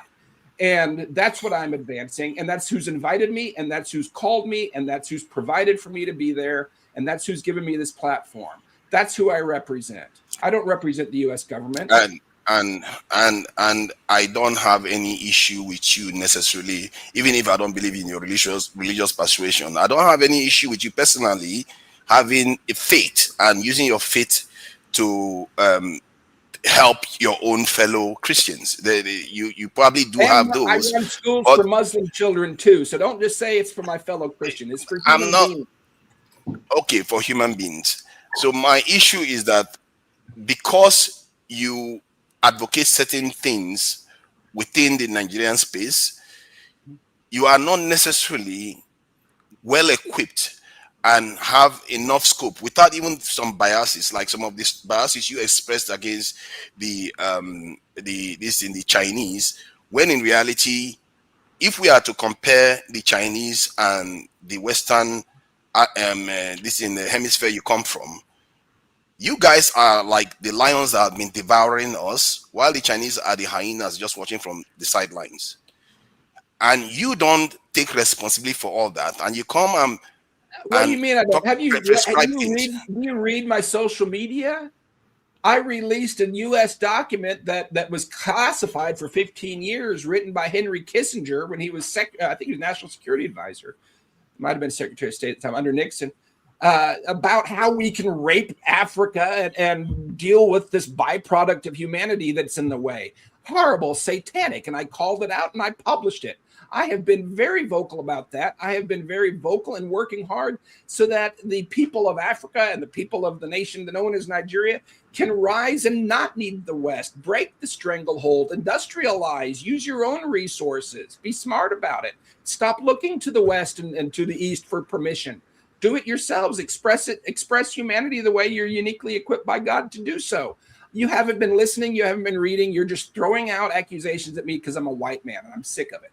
Let's move on to another questioner. No. All right. Sorry, I'm not talking to this guy. We have to move on. This is what I would say. If you come to ask questions, find your question. I won't give you room to do back and forth because. Okay, can I ask a point blank question? No. You have to hold on now, forefathers. Let's get to other people. Let me try F again. If your connection is good now, let's hear you. Go ahead. All right. TF, you there? TF is still not good. You can log out and log back in, and then we will bring you up. Let me go to KJ. KJ, the Lord has selected me. KJ, is the problem with me? I can't hear KJ. No, I can hear you. Okay. Thank you so much. Okay. Thank you so much, Mike. Really appreciate your work, and I have followed your work for a long time. In fact, I've been trying to get in touch with you to come to this program, but somehow my mails didn't get responded to. But I'm glad to see you today. And I will say, for those who did not know, I've done a lot of stories in Nigeria, especially among Christians, for over 17 years. So I have good history of how genocide started in Nigeria. I started a long time ago, even before the government got to know about it and begin to publish it. We had done stories on that. So I'm saying, some of the things people have said is clearly, I would say, out of ignorance, because if you live very long in the north, you find out that it's not only Muslims that bear Muslim names. Some Christians, especially around the Bauchi and Taraba, they also bear Kaduna. They bear Muslim names. And sometimes when those things happen, those names are counted as Muslims, even though they are not Muslims. Having said that, I agree with your work and I appreciate your work. And I also know that you don't have to be an African to do the work the Lord has called you. It's done all over. Today, I'm just going to compliment what you're doing. And I keep saying that, just like I say many times, you are doing a good job. There's nothing more important in life than to save a life, even if it's just one person. So whatever you are doing, if you're just going to save only one person, we are satisfied with that, and we appreciate that. Now, I want to also commend you. I'm just going to say one of the things I know about you. The courage to have sat in that television studio with that Omokri and be able to put forward what you thought or what you perceive to be the truth. It's not everybody can do that. I mean, when I was watching, I said, does this guy know that he cannot leave this studio if he finished this state, But you went ahead to do that, and you did it, again and again until you left Nigeria. That simply means to me, you have nothing to hide. You came and told the truth as you saw it, and you said that, and I commend you. Keep doing what you're doing. We appreciate your work. Thank you so much. Thank you. God bless. All right. So let me go to Ernest. Ernest, you are next. Tia, please, can you log out and log back in so that we'll be sure we can hear you? I'll pull you in when you come back. Go ahead, Ernest. Good afternoon, everybody. And Mr. Arnold, I will apologize on behalf of some of my colleagues who spoke earlier for, I would say, that insulting you. And for me as a Nigerian, I've lived in Africa, I've lived in Europe, I've lived in America. But I think Africa needs to be recolonized, especially Nigeria. That's the truth. So I'm saying sometimes I follow you on Facebook and Twitter. Sometimes I feel like you are trying to save people who don't want to save themselves. And what I want to say is that I want you to encourage Nigeria. If to say that there is Christian genocide in Nigeria is understatement. It's beyond Christian genocide. So it includes both ethnic cleansing. It doesn't matter who is the president. Even when Obasanjo, a Christian, was president, there was killing in Benue and in Plateau. Even when Jonathan, as a Christian, is president, there are still Christian. So what is happening is more than is like ethnic cleansing. And even the people who are being killed are not even fighting for it. They are not fighting for themselves. So you now putting yourself in between to fight for them. I see it as, if you have family, go back to your family, enjoy yourself. They don't want to be saved. That's the truth. Nigeria, Africa especially, they need to be. So you see all these people telling you white man cannot save black man. Okay, black man, save yourself. We have been in this thing since 1940. What? We haven't saved yourself since that time. Many of the infrastructure in Nigeria today are built by the whites. Not in Nigeria. They cannot even build infrastructure. Even the fact that Nigeria cannot build. Nothing. Somebody is coming here to tell you are white man. Okay, you black person, save yourself. You have not saved yourself since 1914 till now. You are telling somebody a white savior. Right. Sometimes I follow you on Twitter, Facebook, but sometimes I say like, you are disturbing, you are wasting your time. Just go around, leave those people. They don't want to. They don't want to be saved. They will kill all of them. Nothing will happen. All right, Ernest, thank you so much. Thank you. Yeah, I'm sure. I'm sure Satan in the wilderness whispered things like that to Jesus too. Not that I'm comparing myself to him, but the fact is there are people there that don't want this garbage happening, and it only takes like 3.5% of the population historically to really bring radical transformation. The problem isn't people wanting to die or just being resigned. The problem is the fragmentation. The problem is this disunity, which is interesting when the same Facebook and Twitter feeds, when you look at the people who are the most divisive, you click on their accounts, 99% of the time they're fake accounts. Somebody is paying to sow seeds of division in Nigeria. Who would be paying for that and why? The fact is there are plenty of Igbo, Yoruba, Hausa, probably even Fulani, that are fed up with this regime. And there's certainly enough of them to change things if they stood together. I have said many times, first of all, my desire is like Gideon in the Bible. I want to go back to being a farmer. I had 114 Twitter followers before this flared up in October. And I've had a much more peaceful life. I'm not doing this for any personal reason. But I'm not able or equipped, or should I try to lead anything? I'm not trying to lead anything, but I can serve. I can serve the leaders. I can serve the people.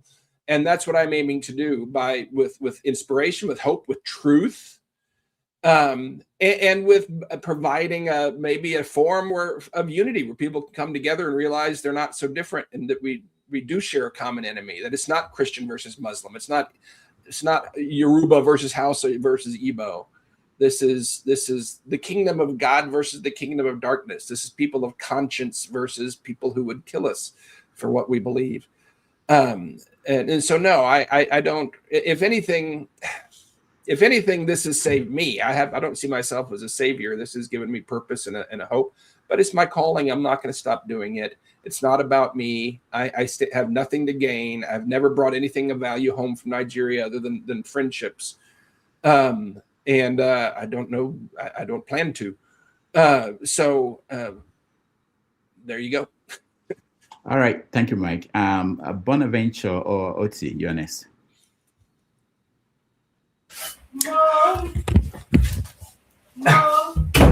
Hello. Good evening, everyone. I guess, Mike, I've listened to you. I don't have a question really. My purpose of just coming on the platform is essentially I would say, thank you, salute your courage, and I've listened to you. I think you speak the truth.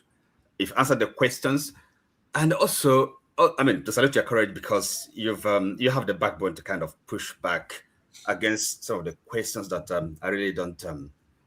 The quibble about Christian genocide or Muslim genocide. I don't see how that helps anybody, and also somebody questioning your motive just because of the fact that you are someone of an European heritage. Again, it misses the point. What you're doing is as the true Christian witness. Okay, you believe in something and you are making all the sacrifice for it. That is the example worthy of emulation. That's what we Christians should be doing. Now, so anybody kind of accusing you of being an agent of Western imperialism, well, they have the obligation to bring the evidence. It's no use this kind of wide accusations and speculations. Just people trying to prove clever. I detest it.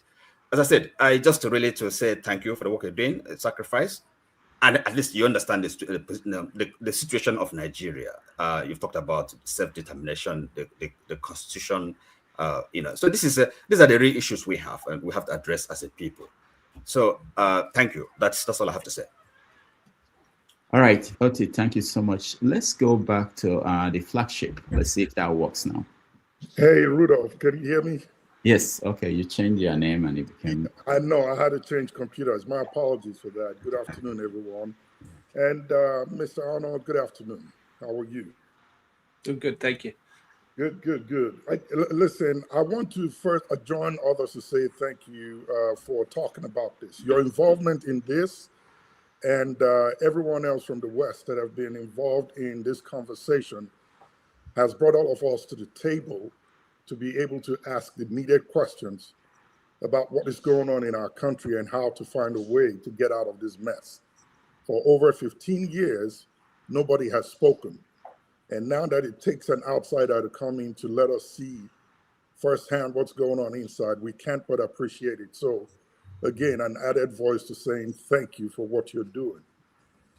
My question is, I'm going to circle back to a question that Rudolph asked you in the beginning. And I think Jefferson asked the same question. And that was my initial question when I joined. So it tells you how pertinent it is that this be answered. And it's in reference to the Tinubu files. I know you mentioned three aspects that you presume may be the reason why this file is being withheld. Possible CIA asset or working with the CIA, Mr. Tinubu himself, perhaps the way it is worded for someone who's been protected. And then number three, that it possibly could have something that might indict the US government. Correct me if I'm wrong.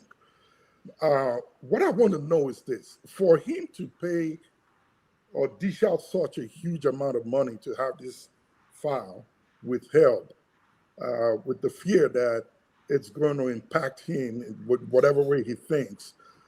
I personally am looking in the direction of his identity.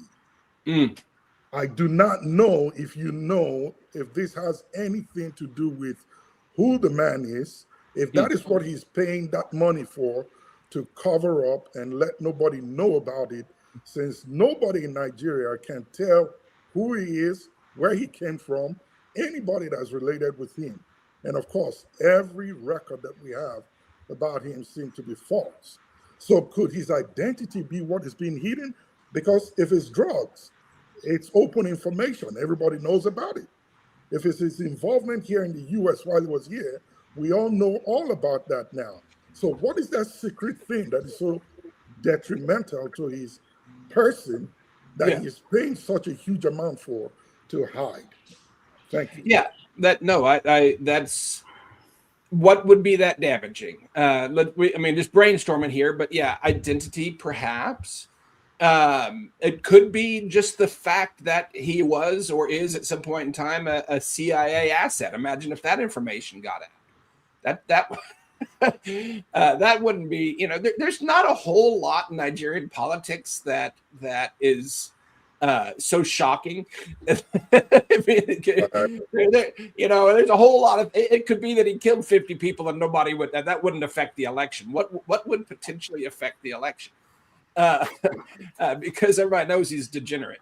So it got to be really bad. So yeah, it could have been something that his identity, that he worked with the CIA, or it could be, I don't know, I'm not an attorney, I don't know what's in there, but some legal basis that would allow him to be arrested today, like Trump arrested Maduro. There has to be some legal, I don't know, but it's hard to think of anything else really that would be so damning that they would be able to use it as leverage. I don't know. He certainly doesn't want him released. There's no doubt about that. Good question. We're all on the edge of our seats. We should all be talking. Stop the Epstein files and start talking about the Tinubu files for a while. That's what I really want to know. Well, all right. Thank you, the flagship. Let's go to Anne Lechuku. You are next.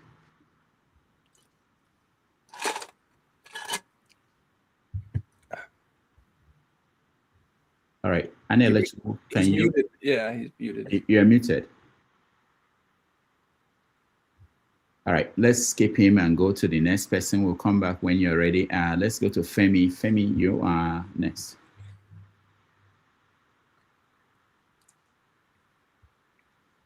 All right, I don't know if all these Femi and Anne Lechuku, they are somewhere in Panama, but let's go to Hello. Hello, you are next. If you can unmute. Yeah. Hello, can you hear me? Yes. Am I clear? Yes. Hello. Hi, Dr. Damages. Hello, Mr. Mike. It's nice to have you in our midst.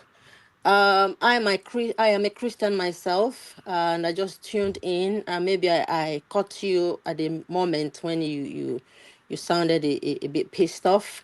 And yeah, hence I'm here. We are all one as Christians, yeah. But I have been asking myself for years the price we all are paying for religion, be it Christianity or Islam.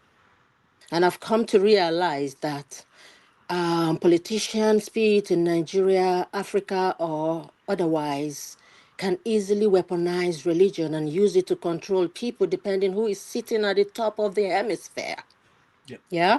So by history, I am aware that Christianity and Islam are both foreign before before the colonization. Yeah.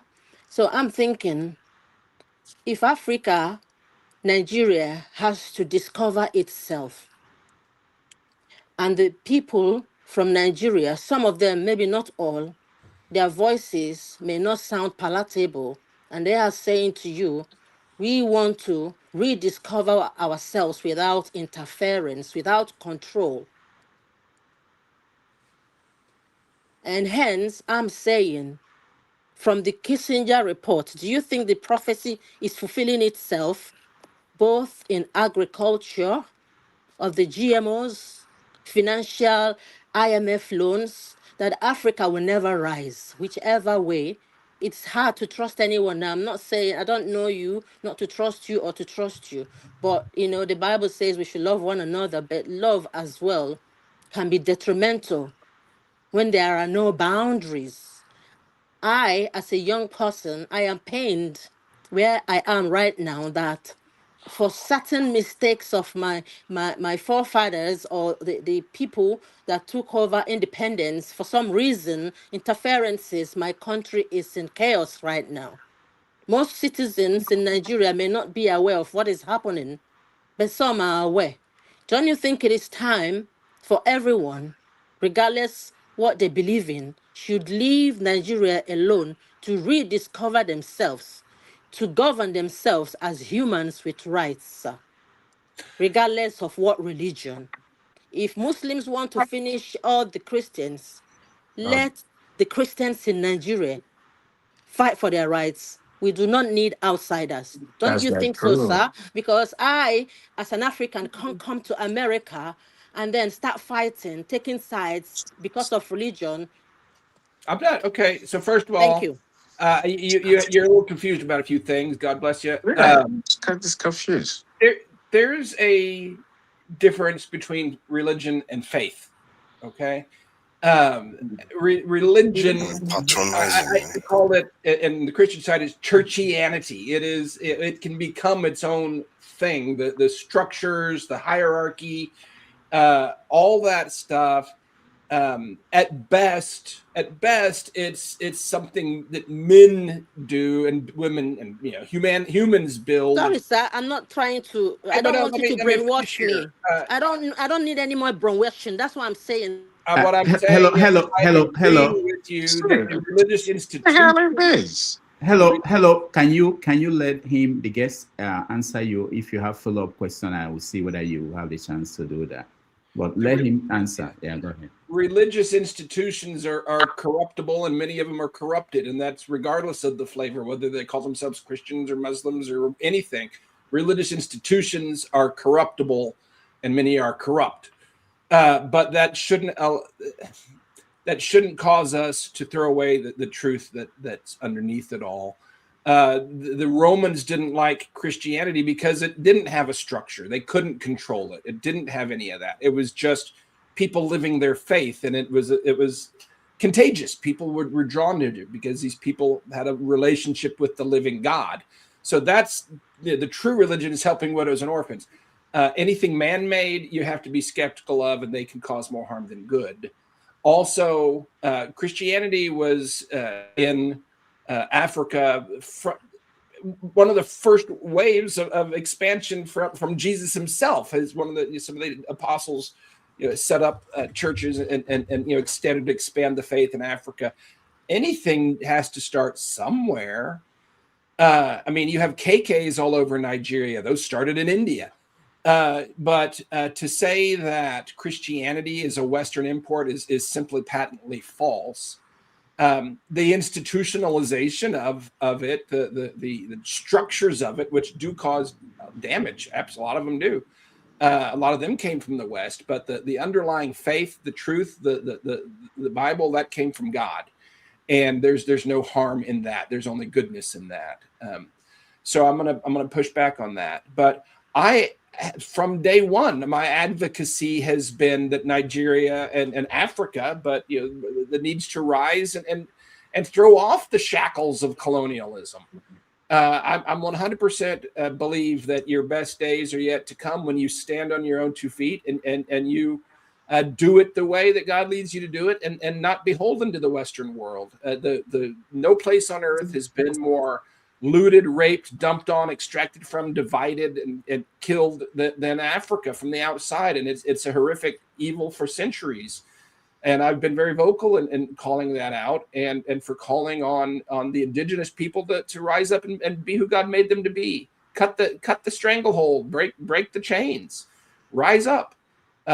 And I believe God will bless it. Do it righteously. Do it the way God has put in your heart to do it. Don't do it out of violence. Don't do it the way you learned from the West.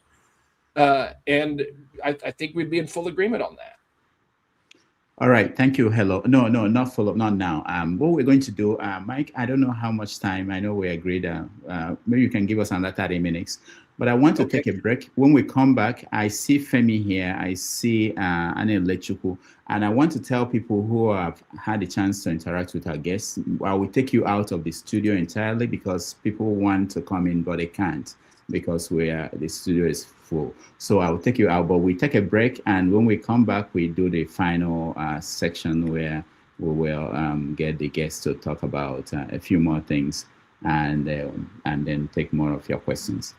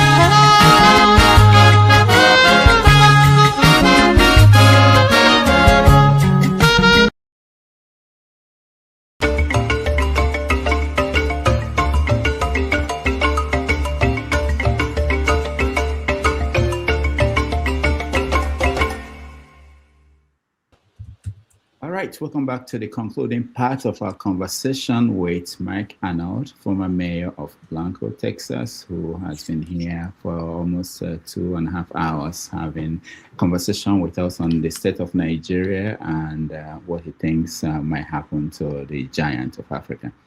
All right, let me bring in an electrical and let's see if his connection is good now. An electrical, go ahead. Hey, good afternoon, everybody.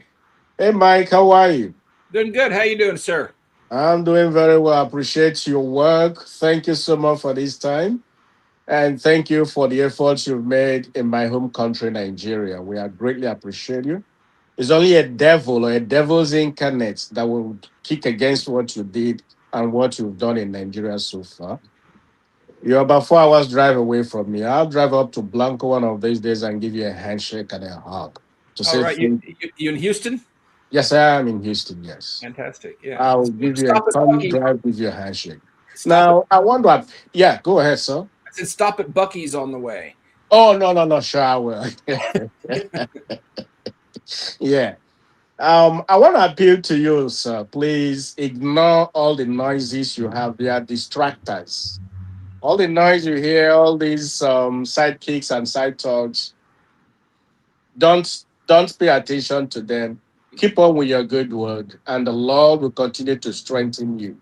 We appreciate you, and God will reward you as you do your job so perfectly well you've done so far. Your reward will await you in heaven as well. Thank you so much. Don't relent and keep doing good. Thank you, my brother. Thank you so much. All right. Thank you, Anna Electrical. Let's go to Femi. Femi, you are next. Me, I don't tell that. Good afternoon, everyone. Good afternoon, Mr. Mike. Hello. Yes, sir. So, whatever I say here, sir, is not necessarily directed towards you. I may have missed the entirety of your presentation today, but I know your precedents and what you've been doing regarding the Christian genocide in Nigeria specifically. However, and granted, you may have said, you may have had responses to certain questions that may tally with what I'm about to ask you. But please just pardon my indulgence on what I'm about to ask you. Now, with regards to Nigeria and Africa generally, and how the West may or may not have contributed to the general prevailing situations with, or especially when you look at the likes of Rwanda and what had happened in, was it 94 or thereabouts? And even if we're extending it, what's happening in amongst even the Christian community in Israel itself, in Gaza, in Lebanon? I was wondering what your opinion is, based again on saying things that you've mentioned, and I'm glad you mentioned those things. And I have no premonition or I have no what's it called submissions regarding trying to have any suspicions behind what you may be doing.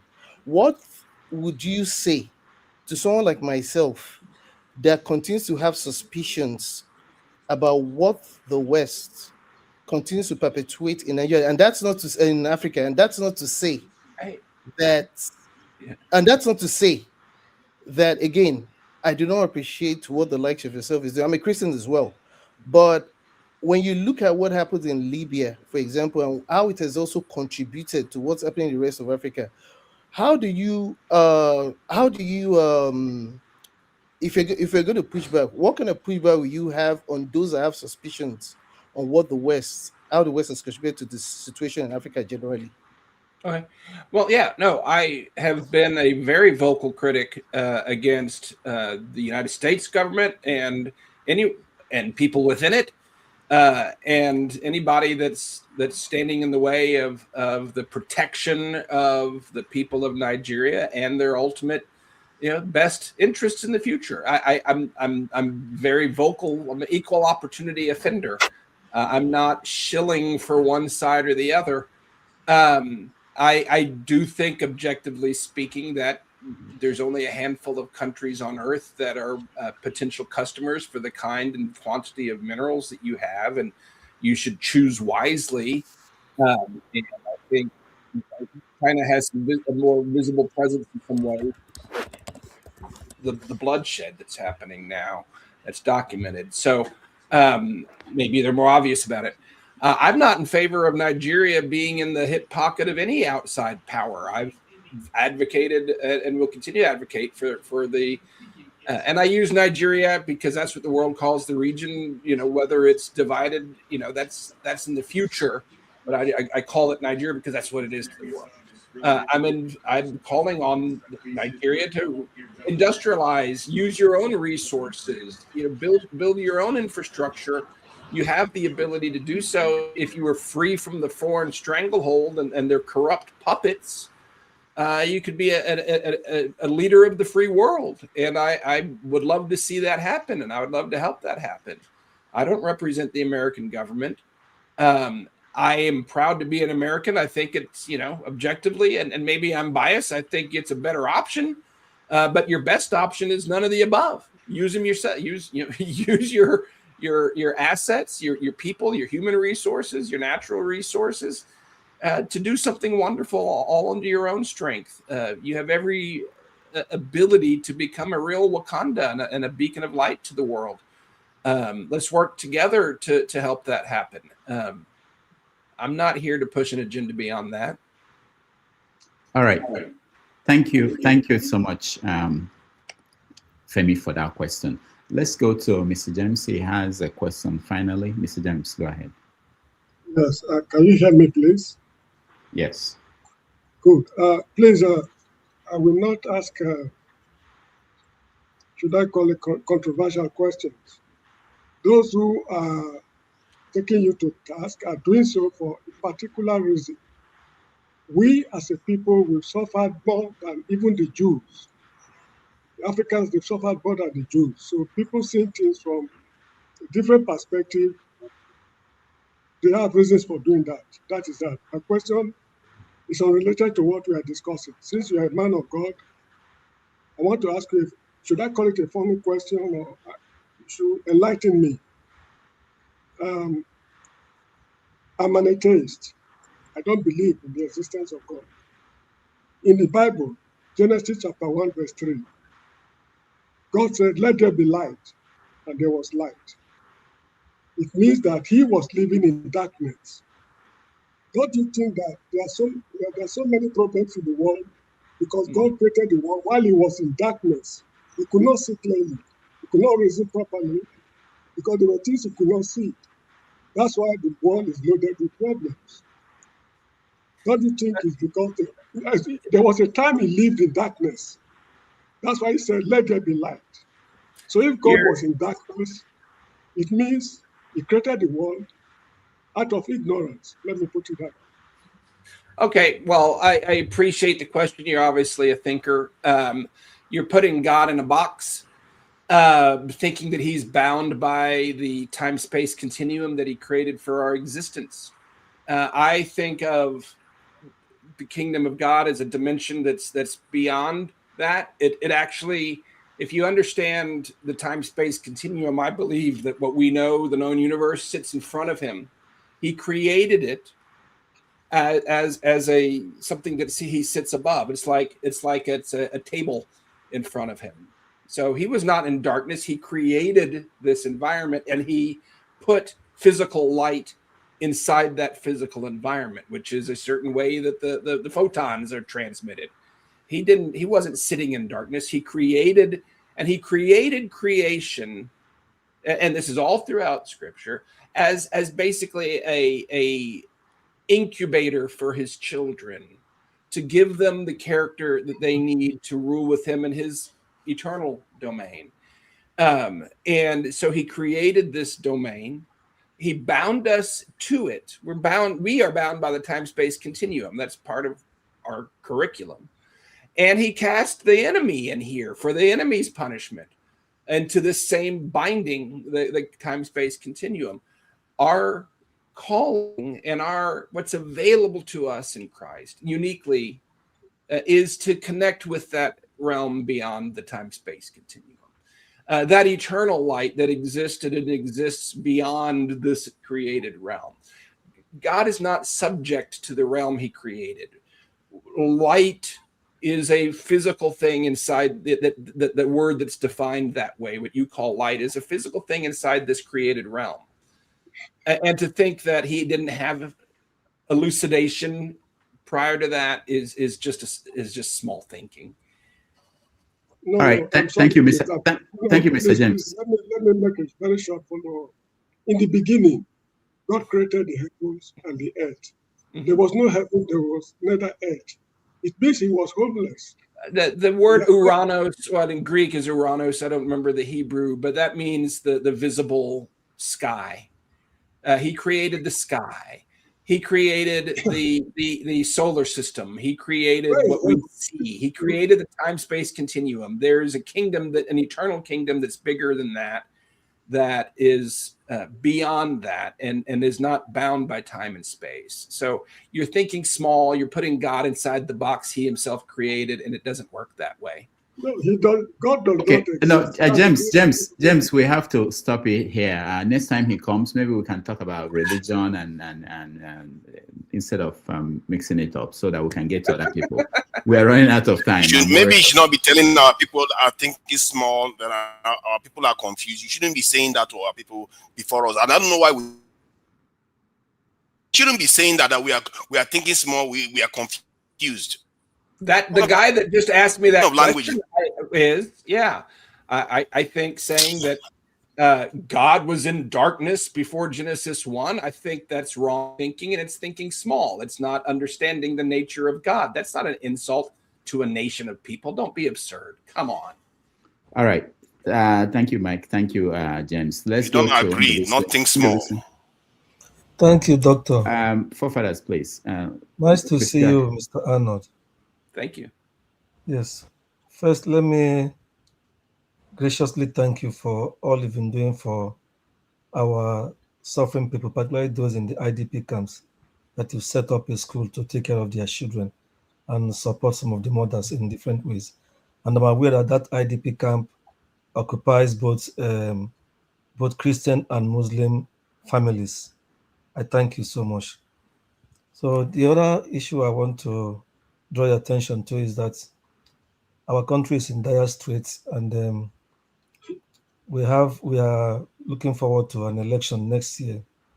And presently, we have a government that is trying to shrink the space, trying to how do I put it? Trying to ensure that maybe probably there will be no opposition to the ruling party, and they're using every means, including the courts. Recently, they've tried to deregister some political parties. It didn't work. Then last Friday, they did another one that is still a matter of an appeal that may be coming up this week. So I want you to pay attention to that and use your good offices to draw attention, not necessarily interfere in Nigerian affairs, but to cry out to the world or the powers that be to keep an eye on Nigeria and to ensure that there's a level playing field in the elections, to allow Nigerians to freely choose who will lead them or which party will lead them. It's very important because at the moment the country carries on like a master-servant affair where majority of Nigerians may not have a say and things are not going well. So we are looking forward to an election that will be free and fair. If the ruling party wins in the free and fair election, so be it.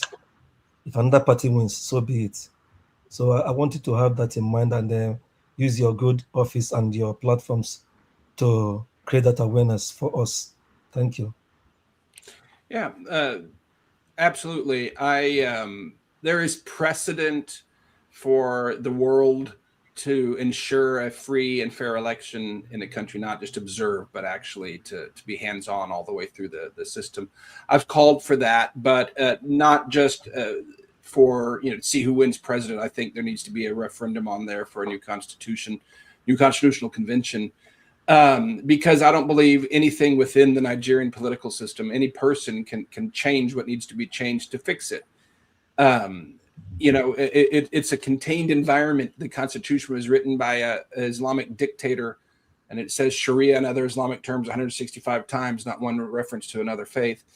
And the ruling elite that contain the political environment and approve what happens in that environment won't allow anybody to go beyond that. When Jonathan tried to, he was first, at that time, the only nation on earth where radicalism was being pushed back. He was advancing, What did they say? If he won re-election, even the dogs and baboons would be covered in blood.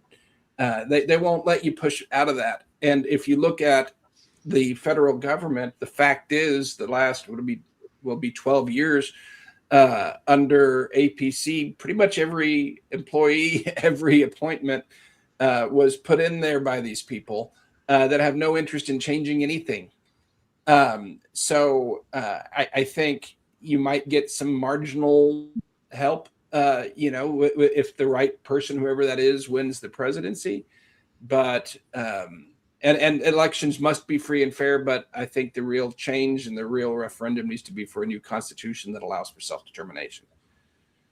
All right, thank you, Ndubisi. Before we go to Stay Humble, I think he's the last person here. Let me ask you, because it just came up, watching the elections going on, the primaries and election in Ekiti, I don't know if you paid attention to how they went. Do you have confidence that 2027 election will be credible? Has there ever been? No, of course not. There's nothing credible about anything that comes out of this regime or this system whatsoever. Zero chance of any credibility, because the whole system itself has no credibility. It's illegitimate from day one. So when you talk to lawmakers, like lawmakers in Washington D.C., what do you ever discuss democracy as practiced in Nigeria? What do they think? What do they make of? Because if an election like it happened in Ekiti, somebody won the election and everybody issued a statement and congratulations on the winner, the presidency in Nigeria 2027, if it happens the same way the Ekiti election happened last weekend, they will do the same thing. America will say congrats to the president. Is that right? That's, there's they call it real politics. You got to look at the real world. If there is no viable alternative, so for example, right now, if Donald Trump had the power, and if he were to say this government is corrupt and this whole regime is and he were to hit a button and it's gone, there's nothing there to take its place. There is no unified movement. There's no unified voice. There's no, that's where the divide and conquer tactic has worked so well. Again, the most divisive posts, and I see this consistently, I mean, time after time after time, literally more than 95% of the most divisive posts are from fake accounts. Somebody is paying to divide the people of Nigeria, tribe against tribe, religion against religion, region against region. Somebody is paying a lot of money to do that. And the only one that benefits from that is this regime. So the real issue is, if there was a movement, a unity movement, and a voice or voices and an alternative, then the election would matter more. But the reality of it is, I think that the governments of the world are going to recognize the candidate that they've got under the most control and that they get the most out of. It's just a reality of it. I don't believe anybody at that level operates off of pure principle. I wish they did. There's just the practical reality of it. All right, thank you. Stay humble, Ernest. Yeah, good evening, everyone. I really appreciate our patience so far. Good evening, Dr. Damages, and good evening, our dear guest, Mike Arnold. I got to know about you when you courageously debunked the lies that were spread by the criminal establishment in Nigeria regarding the Christian genocide, which was clearly happening and still happening. Some people have tried to build a lot of fabrications around that, or to say that because so and so country is interested in oil and stuff, but neglecting the substance of the issue, that there is Christian genocide. And we know that this has been happening. If you're a good student of history, the problem is that either people are ignorant or they are mischievous outrightly. Yeah, so we do appreciate the work you're doing. to stem the ugly incident that's befalling us in Nigeria. We pray, that God will strengthen you in the fight against this carnage. I don't really have any question for you. Just to encourage you to continue to fight for the downtrodden, for the poor, and continue to cooperate with all the organizations in Nigeria that are also fighting to stem this. Because recently, they've tried to use the media, especially the mainstream media, and even some foreign media, to dampen the sounds and the echoes coming from those who are being killed. To say that, oh, it's ended, there's nothing going on again, etc., and all sorts of untruth.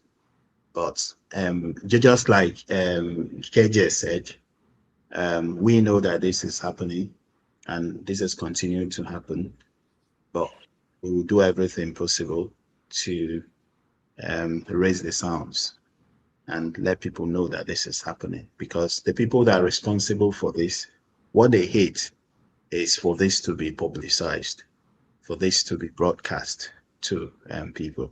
So even the Bible, say that the Lord gave the word, and great was the company that published it. You are helping to publish the word, and God will richly bless you. Thank you. Thank you. That means a lot. Thank you. All right. Thank you so much. Let me give you one last question and then give you the chance to give us your final thoughts. You mentioned China several times, and people in Africa, there are some analysts or even scholars talking about second scramble for Africa, with China being the lead. There was this idea of whether the European era, what happened in the past, that the Chinese era will be better. You mentioned this way you described the fact that someone can sue an American company in America, someone can sue an American or British company operating in Nigeria, in Britain, but I don't think that people have any avenue to sue a Chinese company operating in Nigeria and China. So, by your own understanding, how do you see the difference between the way the Europeans operated during the first scramble and what we're seeing from the Chinese and the Indians and the Russians? They're all in Africa. So it's at two levels, really. I think at the state level, the soulless, predatory, parasitical extraction is similar. And I think of was it Leopold who killed 10 to 15 million, and it was in the Congo. And it's just across the board. Great Britain, I think what's happening today in the UK is the chickens coming home to roost. They're reaping what they've sown. I don't know of a greater force of evil in history, at least in modern, relatively recorded history, is the British Empire when you get down to it. But here's the difference. China is, even back home, a brutal totalitarian regime. They put the Muslims into retraining camps where they're forced to drink alcohol and eat pork. They stomp out anything that's in any way not aligned perfectly with the goals of the Communist Party. It's a horrible regime, anti-human regime. It treats humanity like an ant colony or a beehive. And the humans underneath it are no more valuable than an ant or another insect. So China is in the communist China is a horrible regime. And the West has redeeming benefits that China don't. And in the colonialism that reflected, where in China you just have the predators here to take. When the Europeans came to take, there was an undercurrent of people who used that opportunity to do good. They brought the schools. There's statues to Mary Slessor in Calabar, who ended the infanticide of twins, for example. That's the difference. China is all take and no give, whereas Europe in the past was all the same take, but at least there was an undercurrent of benevolence. I mean, look at the civilization, the good things that came out of that. There are good things that came out of it from the West. Not justifying the bad things, but I'm saying that's the difference. China is evil to its own people back home, and it's worse to the people abroad. At least there's some goodness that came from the West. And I'm saying you should be independent of both. But I'm saying that's the difference. There's goodness on, at least in the equation with the West. There's an effort to do things right. If you're in Texas and you have your friends around you and somebody asks you to describe a Nigerian, how will you describe the Nigerian? I always say, and the ones who have met Nigerians, it's easy to say this. Say they're some of the most incredible people I know. Everywhere Nigerians go on the face of the earth, they rise to the top, and they do it right. The United States, most educated group in the United States, and if not the wealthiest, certainly among the wealthiest groups in the United States. And they do it as patriotic Americans. They do it as members of the community. They do it with integrity. Amazing people with so much potential. But my spiritual father, my mentor, Professor John Ofebu, he's late, dear man. He said, if a Nigerian loves you, he'll die for you. If he hates you, he'll kill you. The first thing I ever saw, literally in Nigeria, landed on the airplane, from the airplane in Lagos, 2010. Walked up the jetway to the airport terminal, and on the wall in front of me was a poster from Zenith Bank. It said, "Welcome to Nigeria, home of a people with passion." And that's wrong true. Whatever a Nigerian does, they do with all their heart. And that makes the good ones the best in the world, but it makes the bad ones the worst. But I believe the good far outweigh the bad. What is it that the typical American doesn't understand about a Nigerian? Well, there's where to begin. First, most Nigerians literally find Nigeria on a map and don't know the difference between Nigeria, Ghana, and Swaziland. It's just an African nation. They don't know anything about it. They do know that it's a Nigerian internet scammer is just the running joke. Anytime you say Nigerian, people think internet scammers. It's because the internet scammers are so good at it because they're Nigerian. They're passionate about it. But there's not any really positive connotations, unfortunately, for the people who do.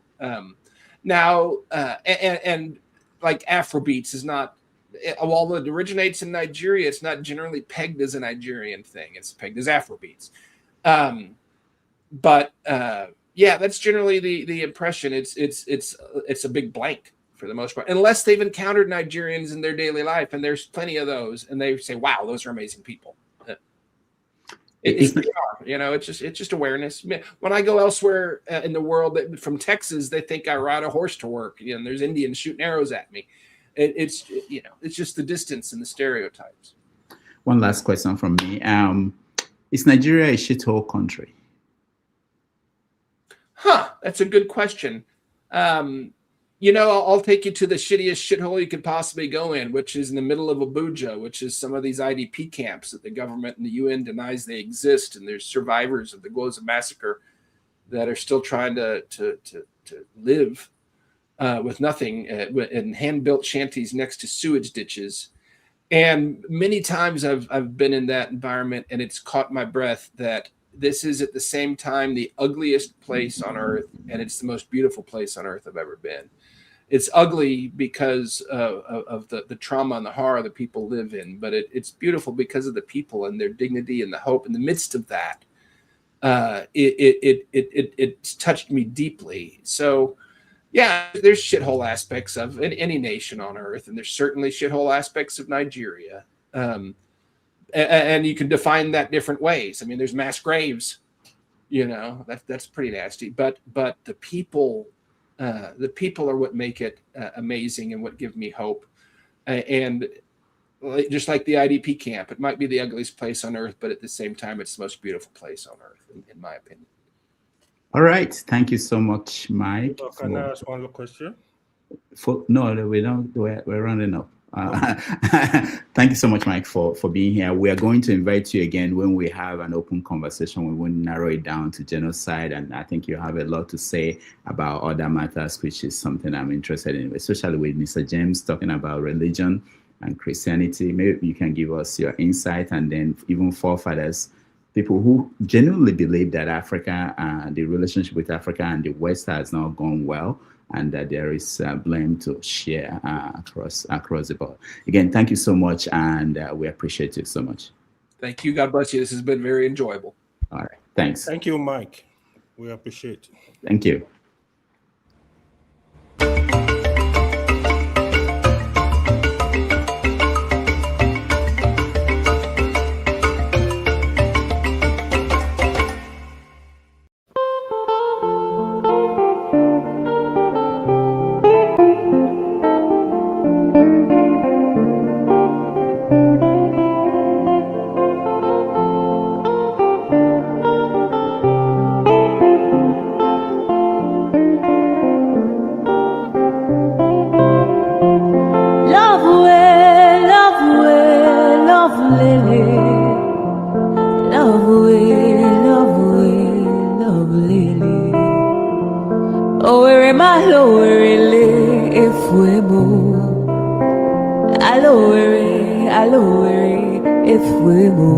I am adure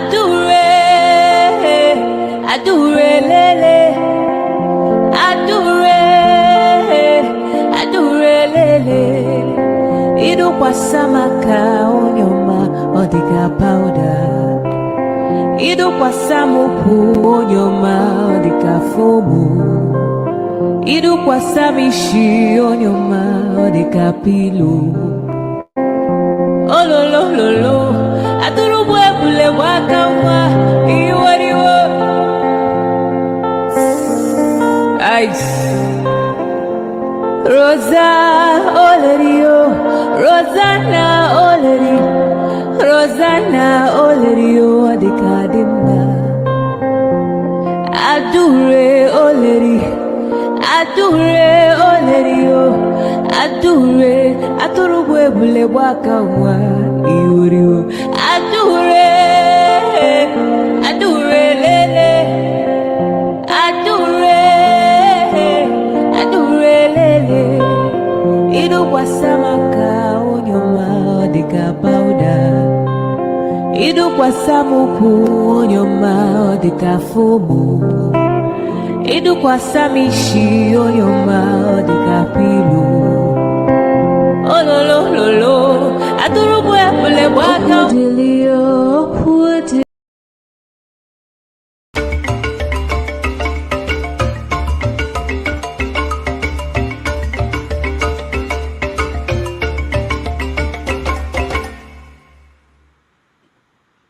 All right, welcome back, everybody. Thank you so much for joining us. I know I will hear from so many of you today, some of those days, but thank you. I really appreciate those that joined this conversation.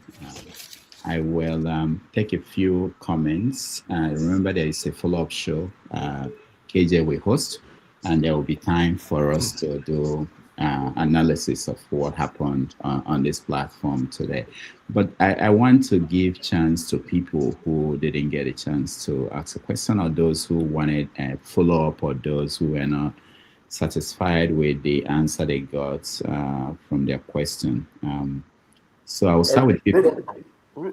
Oh, go ahead. I'm sorry. I was just going to ask if you could courteously allow me to go first, please. Okay. All right. I will. I know that everybody would like to say something. Okay, go ahead, Flagship, so that I can take you out and bring in. I want to bring in people who didn't have the chance. Right. Thank you so much for obliging me. I wanted to just quickly say this before I leave. I was going to follow up a question to Mike. And my question was going to be that if leverage is what Trump is considering, that is making him withhold the Tinubu files, which in our case right now is very pertinent and critical that we know what they know and use that to make our decisions in this 2027 election that is coming. I think it's being penny wise, pound foolish, because whatever information is extracting from Mr. Tinubu because of that leverage that he has, it's not helping to quell the situation back home. It's escalating as a matter of fact. And like somebody did mention, the killings are going on every day. And was it 2 days ago or 3 days ago, Trump told the world that he has quelled or stopped the killings of Christians in Nigeria, but that's far from the truth. And I'm kind of, I wanted to know what Mike's opinion is, considering that Mike Bolus is his name. I believe you know that guy. That is the special advisor to Trump for African affairs. Mm-hmm. And the guy's father has, I guess, the SCOA, Score Motors CEO or whatever it is in Nigeria. And that's the guy that feeds Trump his information. So if that guy goes to tell Trump that Nigeria is cool, it's okay, you bombed Sokoto and you did something in Borno, so everything is okay now, it puts the situation at a kind of not a win-win position for him. So I really wanted to get his take on that. Mike Bowles' impact and also the leverage that Trump is using on Nigeria, whatever information he's trying to get from Tinubu. I don't think he's being helpful. That's my opinion. And I wanted to see his take on that. Thank you so much, Rudolph. I appreciate it. Thank you, the flagship. I will bring him back here within the next 2 months, and we will talk more in an expansive way on other issues, not just genocide. All right, let me bring in Akwudike. Welcome to the show. Yeah, thank you, Dr. Damages, and hello, everyone. So, I listened to Mike, and all I could think of is that in as much as I don't want foreign interference in Nigeria, right? But we are not helping ourselves. Things we should take care of ourselves, right? We have failed to do them, which is what leads to this foreign interference. Had it been we are keeping our house in order, right? Nobody, Trump wouldn't decide to come into Nigeria. Arnold wouldn't come to investigate what's going on in Nigeria. But we have failed to keep Nigeria in order. So previously, I called out those who come here to intentionally mislead Nigerians. Today, I want to call out a similar category of people. Those who blame the West because of, as in, for the woes of Nigeria, right? So my question to these people, as they might be very right, that I give them that, like, there is a possibility that they are very right. Well, I have questions to ask.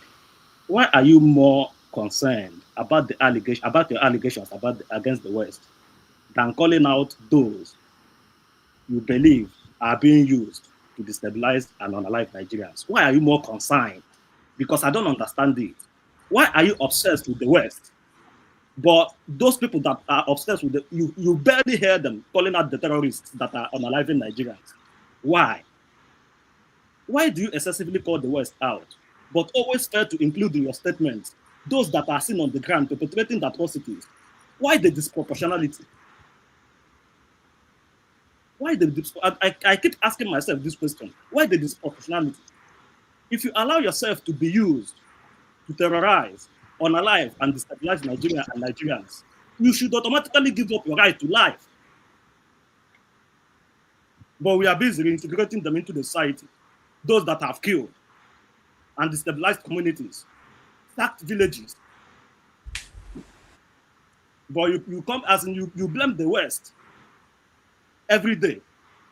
I give you that there is credibility to what you're saying, but what have you said about those that are on the ground perpetrating the atrocities? That is my question. Why do we love telling ourselves lies? Like it just seems like people sending Nigerians on white goose chase, as in after shadows. Why there are people that the people that are busy committing these atrocities are on the ground, walking free. You can't be claiming to fight insecurity when people that admitted to have brought in militias into the country are in the government. Some of them are busy walking free. All right. Cool. DK, thank you so much. You can expand this conversation when the second Of course, segment. I have a lot to say. I'll just wait for the next program. I have a lot to say. We can't be doing this to ourselves. All right. Thank you so much. If that is not ingenuity, I wonder what is. All right. Thank you. Jagun, welcome to the show. I know you didn't get a chance. I hope you watched. And I did watch, and it was a fair enough watch. I didn't actually come on whilst he was here. Not really wanting to speak to him, and wanted to hear him. I think it was interesting hearing him, and I am where Ndike's is going, because the exchange between he and Forefather was accurate from his standpoint. He stood up and he said what he had to say. I think the way Forefather came across was as though he had knowledge upon his situation, which clearly he didn't, and the guy called him out hardcore. For me, I could have come on, but am I tackling him? Am I agreeing with him? Neither of the two, really. Neither of the two. And there's nothing I can really challenge him on in terms of the information that he shared. What I mean by that is everything he said, we know, I know. Basically, the ball is the ball is in our court. As people, this is what I've been saying. But everyone's going around it. Everyone's talking because they don't really want to act. I think that's our preference. We're not fighters. The guy said, I'm not talking about. He didn't want to mention the word revolution because he knew it's too much. He didn't want to say the word fight, but that's what it is. He didn't want to use the word violence, but it may come down to that. And whilst I agree with him, I don't want to use violence. In what you are fighting, you have to understand that violence might well have to be used because the people that you're dealing with have been there for an awfully long time. They don't want to give up power. And they're expecting Nigerians just to keep quiet like they always do. So, sometimes I was listening and it seemed as though we were reporting Nigeria to this person. And it's pathetic. Isn't it? Isn't that pathetic? Thank you. Not to say you should say thank you or this, but it was as though they were reporting somebody. Do you know what they did? Do you know what they did to me and my family? It's a pathetic negotiation standpoint, I'm afraid.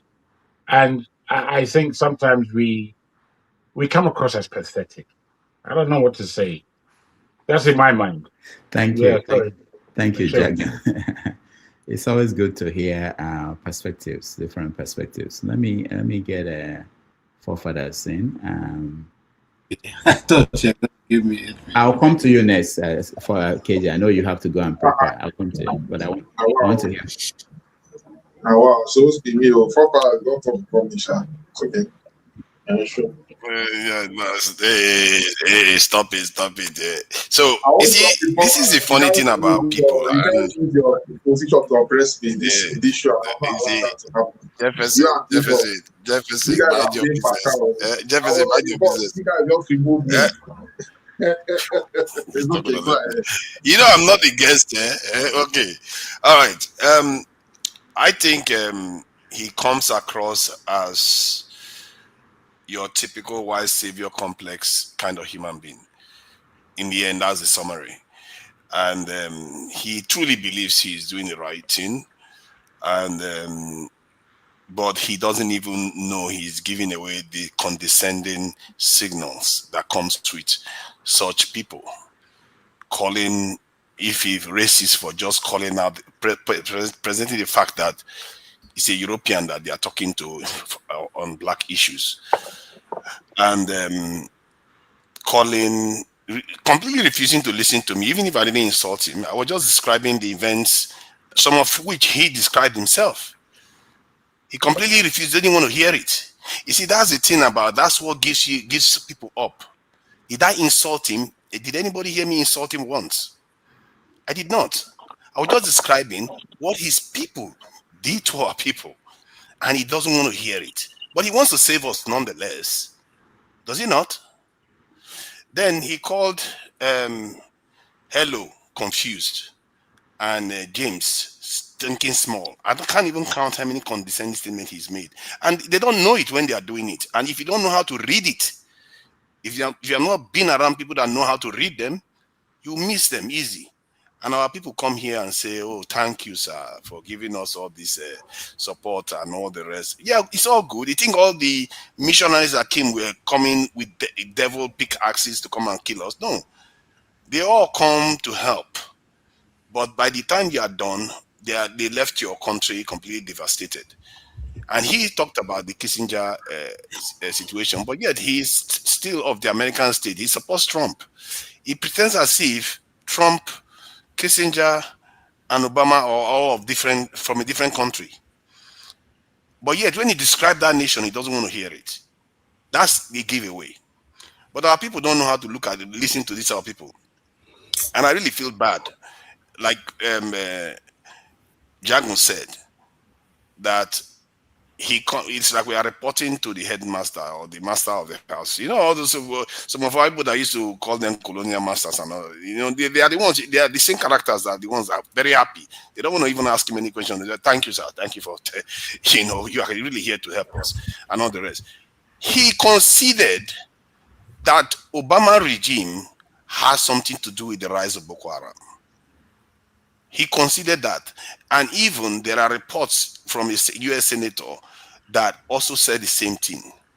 And that's what I wanted to ask him, that some of all these things you are saying, because I noticed that you are clear in your mind to be against China, but you are not clear in your mind to be against your country's actions within the continent. It tells you when the chips are down where he belongs.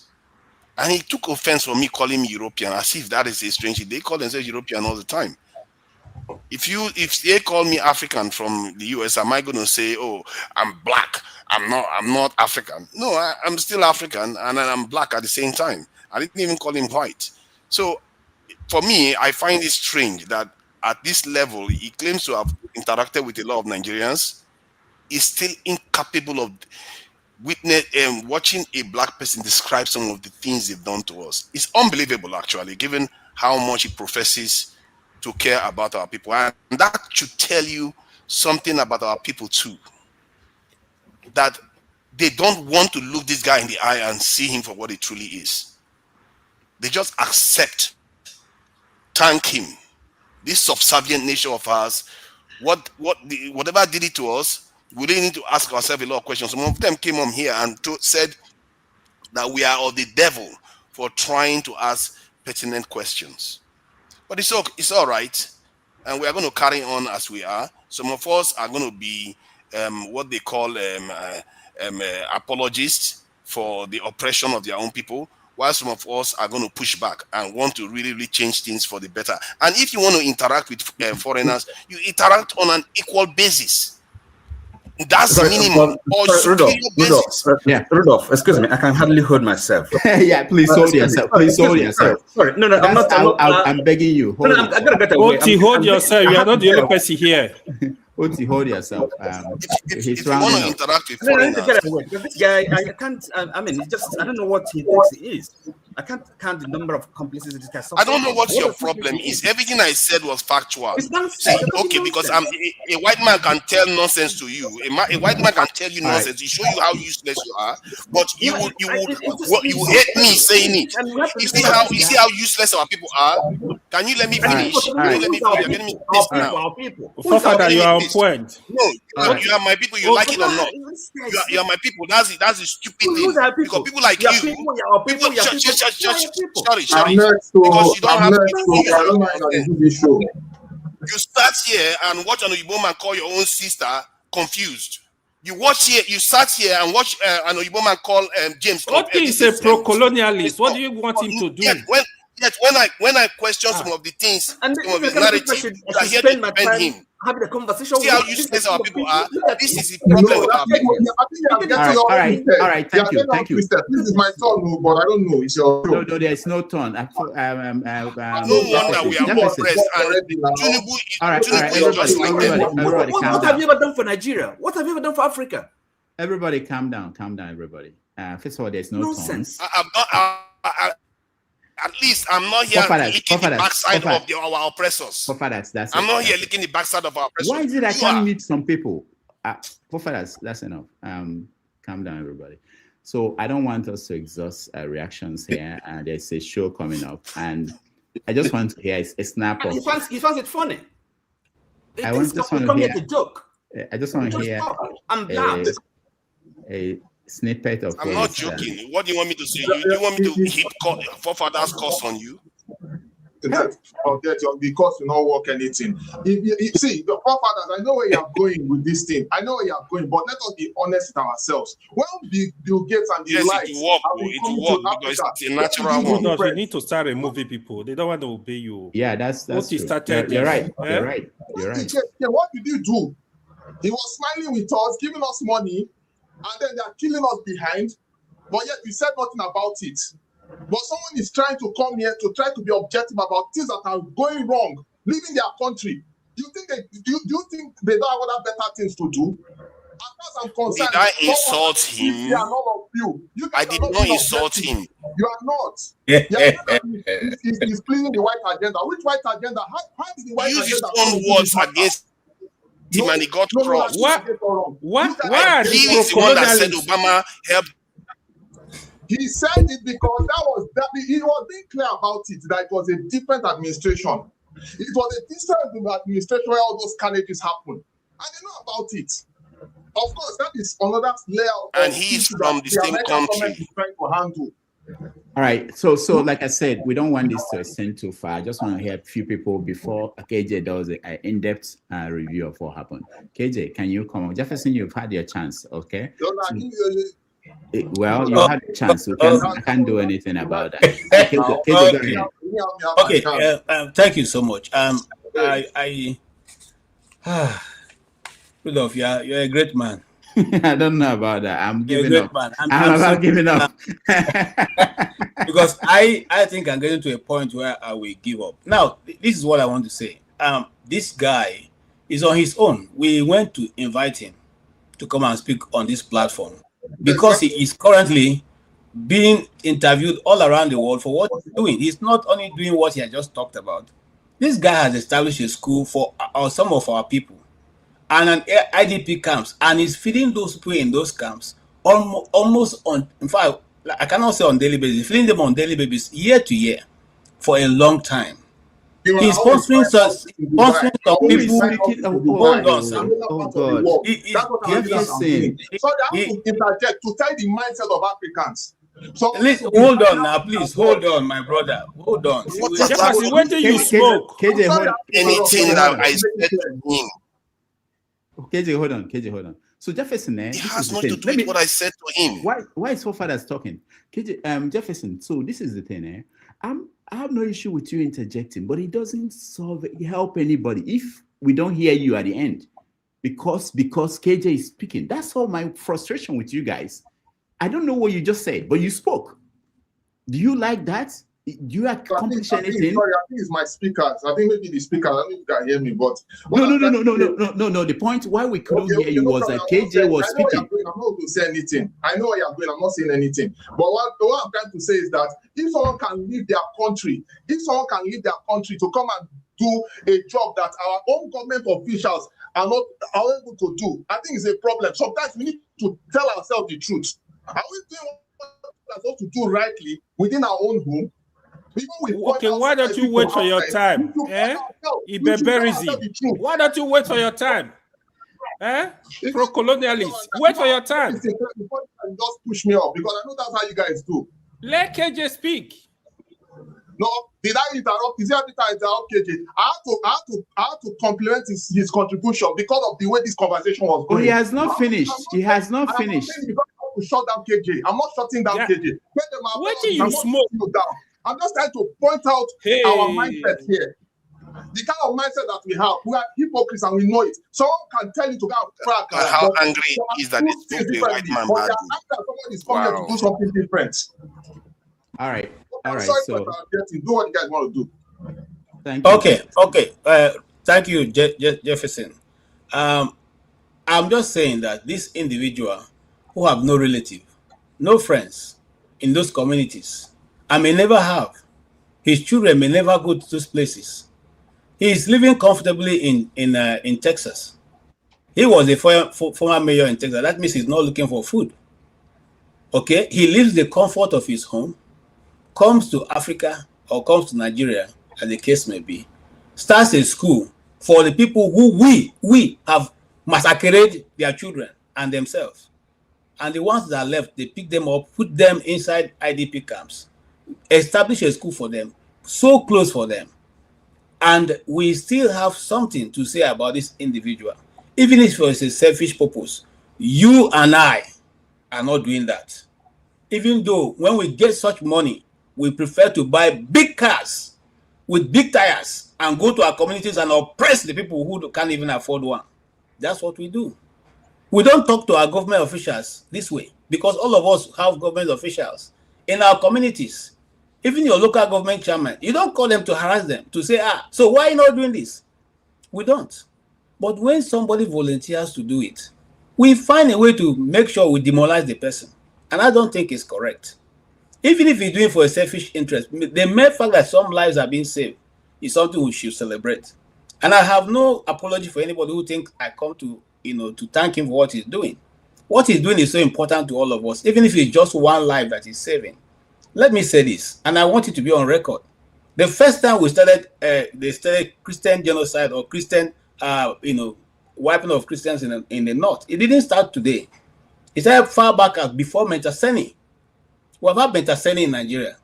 We have had other courts leaders who have also maimed and hemmed in people's lives in the north.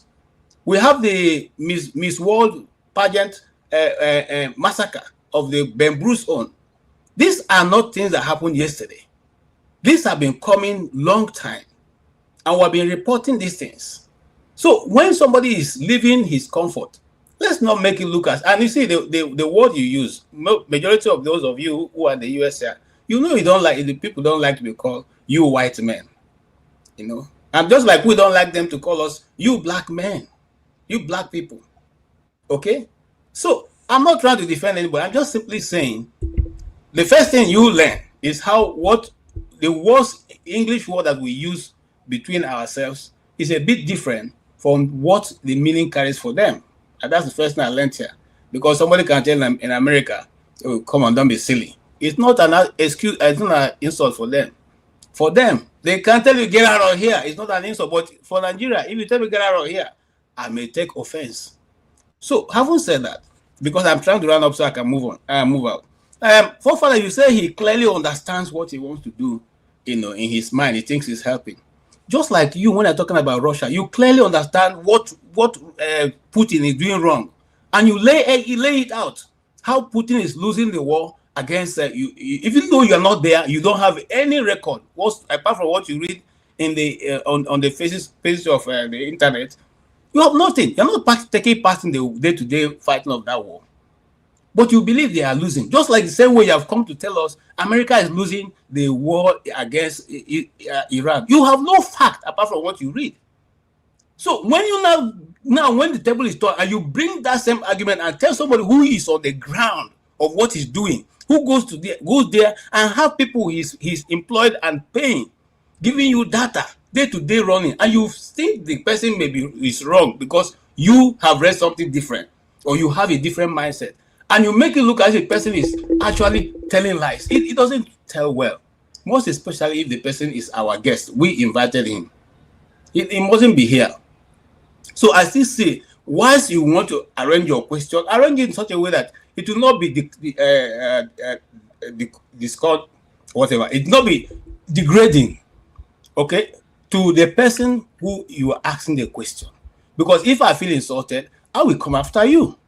This thing have been done to Professor Dr. Bula for when he came here. Some people ask you questions and make it look as if the man who have read thousands of books, some of us may never ever read until we go to be with the Lord. But we make it look as if the man is just, because we read few books. Let us always bear in mind that what we know may not be all the truth. What you know is not all there is to know. There are many things we don't know. So when you begin to parade yourself as somebody who have all the information, it becomes a problem, both to yourself and to those who are listening to you. And even the point you have that we may want to digest, we will treat it out both with the ones you know that is correct. I just want to say, listen, it's a public platform. It's obvious. You come here, but somebody is taking the pains to go bring these guys to come here so you can listen to them and they can tell you, and then you can make up your mind. What if we keep putting them down, trying to make them look as if whatever they've been doing is useless? They may not come. And you and I cannot sustain the discussion here because we begin to sound like broken record. Let's have an open mind. When somebody comes here and is giving us an information, whether we feel comfortable with it or not, let us first swallow it. Let us first listen to it. Then bring our feedback and let it be not the one trying to let them look as if all the work they've been doing is useless. The man is not an official of American government. He cannot speak on behalf of America, and he made it so clear here. So saying he's an American, how? Saying he's a friend of Trump, the man have said many times, he has not even been in touch with the man in the last 10 years. So let's I beg, help the platform, And see my pain when I said this now, the last statement I made, that majority of you here never post this platform, this link on your face, on your other social networks. You don't post it. You don't repost. You don't invite your friends. We do all the struggle trying to get people here. And yet when the people come, you guys just, find a way to insult them. But you don't even promote this platform. Some of you, you will not give anything. Enough. Well, what was the insult, please? Tell me what the insult was. Oh, Father, let me just finish. Tell me what the insult was. Some other person will tell you because I'm not the only one who heard it. But all I'm simply saying is this. Help us promote the platform. If you feel that the person have said what you don't like, we have a channel dedicated, a time dedicated for you to do your reaction. You can come to the next listing and insult the man and say whatever you want to say. That is understandable. But the first show, please just let the man express himself and wait and bring your fire to the second show and fire whatever you want. There will give you opportunity to say as you like. And because at that time the guests would have gone. It's our platform. It's we can talk to ourselves, we can quarrel, we can fight, we can do whatever. But you should not be insulting our people and you just say we should accept it. I don't see because any we won't guess. He will insult our people. Yes, Morgan is there. All right, guys. Let them tell me the insult. Let them tell me the insult. All right, guys, hold on, everybody. For us, the framing of your question was idiotic, okay? And he never insulted anybody, okay? So I think you just, this year. And I never insulted him. So if you are saying it's idiotic, yes, because you are saying it's idiotic. I didn't know black people love white because it's your opinion. I never insulted him. Hold on, guys. Hold on. Now it's idiotic. Before it's hypocrite. First it was insult, but now it's idiotic. Okay, I will start removing people. I don't like it, but I will remove the pro-colonialists. I'll start They are just fighting. I don't know what it's not something if I don't call you, please don't speak. I want to leave, and there will be time for you guys to have the conversation. Oti, just 2 minutes. Don't exhaust all you have. There is long time, 3 hours for detailed conversation. 2 minutes. I'm not saying anything anymore, really. All right. Thank you. I like people who have. He just want to interject. Thank you. James, 2 minutes. Oh, 2 minutes. Yeah. I mean, you can join KJ with and spend the next 3 hours. It's a very bad time in the Gambia. Anyway, I want to see things from both perspectives. Forefathers should kindly allow me see things first from the other side. Look at the other side of the coin before addressing things from his own perspective. Since Shagari, people have been killed in this country. Shehu Sani said about 33 or 32,000 people were killed during Buhari's administration, and nobody was prosecuted, let alone be convicted. For how long should we live under such deplorable conditions? The English people have a saying that a drowning man will catch at a straw. If thousands and thousands of people are being murdered judicially every year, what option do people have? So that's one side of the story. Then the other side of the story is historical. In the year, Liberia, Republic of Liberia is America's foster child in Africa. That's their only colony. They had no other colony. So in the year 1823, there was an attempted coup in Liberia. The president there was Jehudi Oshman or something like that. The Americans prevented that coup from taking place. The U.S. armed forces intervened and they quelled the coup. That has been their colony. They had a military base there. They were, in fact, as I said, it's their foster child. But when in 1980 war broke out, the United States turned their back on Liberia, removed the military base to Iraq, where Saddam Hussein invaded Kuwait, to go and restore an undemocratic king. Their foster child, they've been nurturing since 1822. They turned their back on them. So the issue is this. They've been in Liberia since 1822 till now.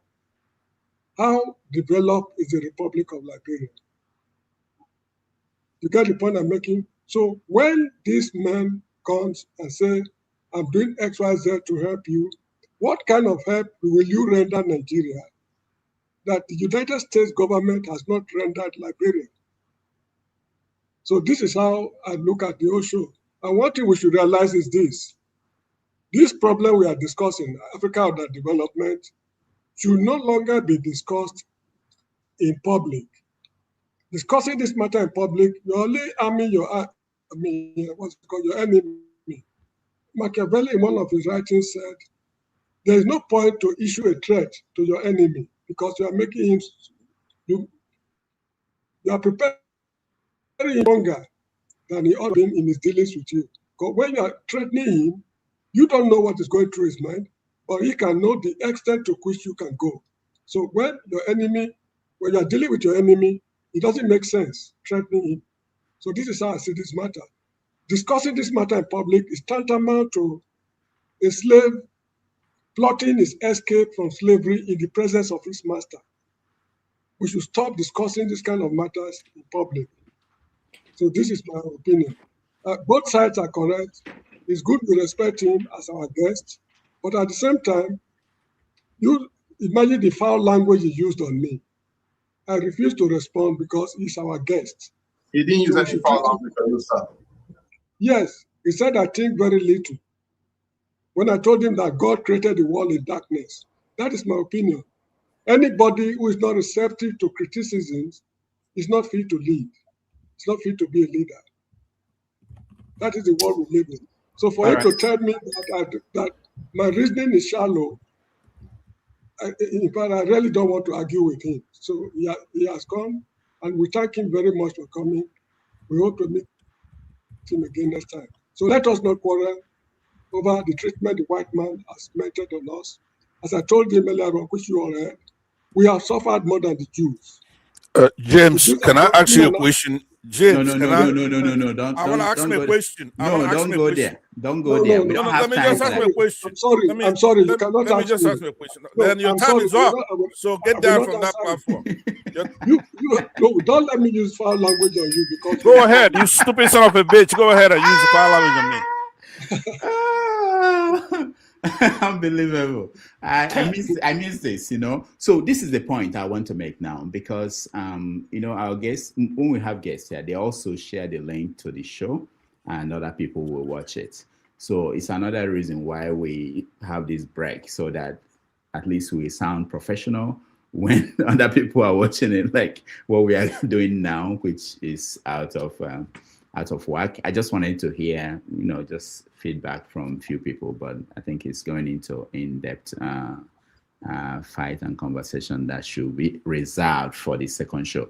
So I will make sure that KJ starts very soon, quickly, and then we go over there and have the conversation. Where is Pansat? Is it gone? You kicked him out. He's gone. Let him go. You kicked him out. I kicked him out. No, he left. Keep him in the waiting room. Let him remain in the waiting room. All right. No, but let me just say, hold on, guys. It's okay. Why is Jefferson? You've been talking more than anybody else. Hold on.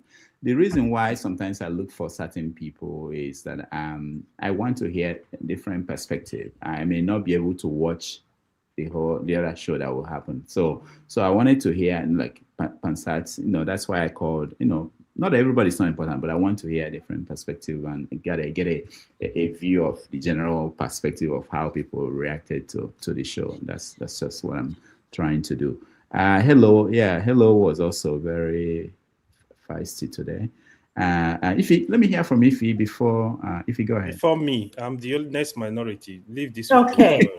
All right. Good evening, everybody. For those of you that are attacking me, just know that I don't even care, not even for 1 bit. Okay. So the truth of the matter is this issue of waiting for people to come outside to liberate Nigeria. We have had an independent force since 1960. For how many years? None of them were able to liberate us, right?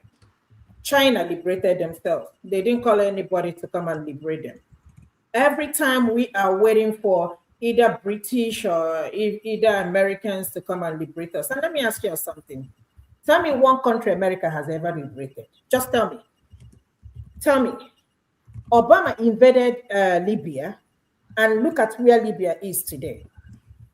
To be honest with you, for those of you peddling this narrative about the issue going on in Nigeria to be white Christian, for those of you peddling this narrative that the fight we are fighting in Nigeria or the terrorists is about the Christians and Muslims, you are lying. It's not true. You can say that initially when this thing started, yes, they were attacking Christians. But what is happening today? If you're coming to liberate Christians, be ready to liberate Muslims also who are innocent. I am a Christian, but I cannot sit down here and let you people make other people feel stupid. Let me tell you something. I know a lot of you Christians are going to be mad at me, but I don't give a F about anybody. You Christians are hypocrites more than anybody. And let me say it and let's say it clear. When Deborah was burned to death, how many of your pastors spoke up? How many of your pastors? Not even one. Not even the president. Atiku tweeted and, retrieved the tweet and said that, he wasn't the president. None of your Nigerian pastors stood up against the injustice done to this family. Now you're waiting for somebody from a different country. Imagine me being a local government chairman. I will say that I'm coming to America to liberate America. How would that sound? Forget about the issue of race. Trump, you're waiting for Trump to come and liberate you while Trump is busy fighting with not releasing the Epstein file. You're waiting for Trump to come and liberate you, release the Tinubu's file. How is that even possible if he doesn't have any interest in Nigeria? If you can I ask you a question? I don't understand the point. Can I ask you one question? Hold on. No Sir, question. Please stop. No question. Please stop. And not none. Please stop. I've tried as much as possible to respect you every time. Bam. Please stop. I didn't call your name. Bam. When it's time for you to speak, I just want to ask you a question. No question. Let him finish. Let her finish. Please let me hear you are not the only person. Let us finish. Respect is reciprocal, bam. What is going on? Every time I come here to say something, you will always find something to tell me. I said I want to ask you a question. No question. I'm not going to answer your question. When it comes to your ask anybody. I'm not going to answer your question. You disrespected me enough. Can you imagine? You have disrespected me enough. I said I want to ask you a question. How is that a disrespect? You Stop guys are it. out of I your don't want to minds. answer your question. Oti, you are not the only Fine, person you don't here. have Stop to, but asking that's an questions. insult. I just want to ask you a question. I don't want to answer your question, period. Great, but that's no problem. You pushed me a lot, and I'm going to lose it. Come on, lose it. You guys are going out of your minds. Stop it, sir. Stop it. Sir, she said no. I'm a woman too, so I will ask you a question when you finish. You don't have to do that here. I'm a woman. Don't do that to now her. I've lost my track of what I'm saying. Papu Doka, go ahead. Enough of this foolishness. Every time I come here, you will always attack me for one thing or the other. You keep your opinion, I keep my opinion. Can I ask a question? We can never agree. On this channel now, a few hours ago, somebody said that they would rather let white people to recolonize them. In Nigeria, you say the mentality you people have because the person is a white person. It's something. How many years you haven't gotten your independence? You're waiting for someone to come and liberate you. You will wait until 100 years. Your country will never be liberated. Nigerians will need to liberate themselves. Enough of this foolishness. What kind of nonsense is this? I'm not afraid of you, sir. If that's the way you talk to your wife, I'm not there. I'm not your wife. Calm down. That's the way you talk to other women. Don't talk to me like that. Ejo, calm down, please. I want to ask I respect people. Go and ask. I'm tired of you, sir. This really shows how Mr. Oti, stop bullying people, Joe. You're always too much. All right. Thank you, everybody. Thank you, everybody. Thank you. Please. No, Oti, no, please. Okay, good. No. All right. So this is what we're going to do. I have shared the link to the next stream. KJ is ready to go there. KJ is ready to start the stream. I want to hear hello. I think I was having issues with her. I was thinking that she was avoiding me whenever I'm posting. But you people are more devil than anybody. Wicked people, so-called Christians. You people are more wicked than anybody. If you don't let them upset you, I beg, Jare. If he, okay. All right, so I want to hear hello, and then I will thank everybody that joined us today. Thank the people that supported us, and we will all move to KJ's. I'm the last two. You put me up already. As we put him, we'll all leave. Don't worry. Yeah, we go to KJ's stream, and then we can go ahead and. So hello, how are you? Hello, Mr. Dr. Rudolph Okonkwo. How are you doing? I'm fine, sir. Okay, it's been wonderful. Yes, sir. Yeah. So, you have anything to say before I close this? Yes, sir. I just wanted to say, respect is reciprocal, regardless of what color of skin you have, regardless of your background, regardless of your race. The way you get what you deserve, the way you mirror yourself, that's how you will get. No one is afraid of anybody. I know that Africa is not where it should be, and it's for a reason. And the Kissinger report is a specimen, and that's why I asked: is it fulfilling its prophecy? I never came in to be disrespectful. I came in to have a voice, and I deserve that voice respectfully. I was not rude, but he was condescending. I believe there are a lot of problems in America that need solving. And I'm trying to say to him, respectfully, I know that things are happening in Nigeria. I know we have corruption going on, just like other countries in the world. They have different faceted type of problems they have. Nigeria has its own unique problems. Perhaps you've tried all this time. Leave us alone politely. Just leave us. Let's rediscover ourselves. He's talking about religion. Yes, the way our forefathers worshipped God those days is different from this type of colonial mindset of religion that is foreign, that has been repackaged and brought to us like as if we are illiterates. And then now is someone now condescending to the level using English to try to blackmail me or brainwash me won't work. English is not my first language, but I ain't a fool.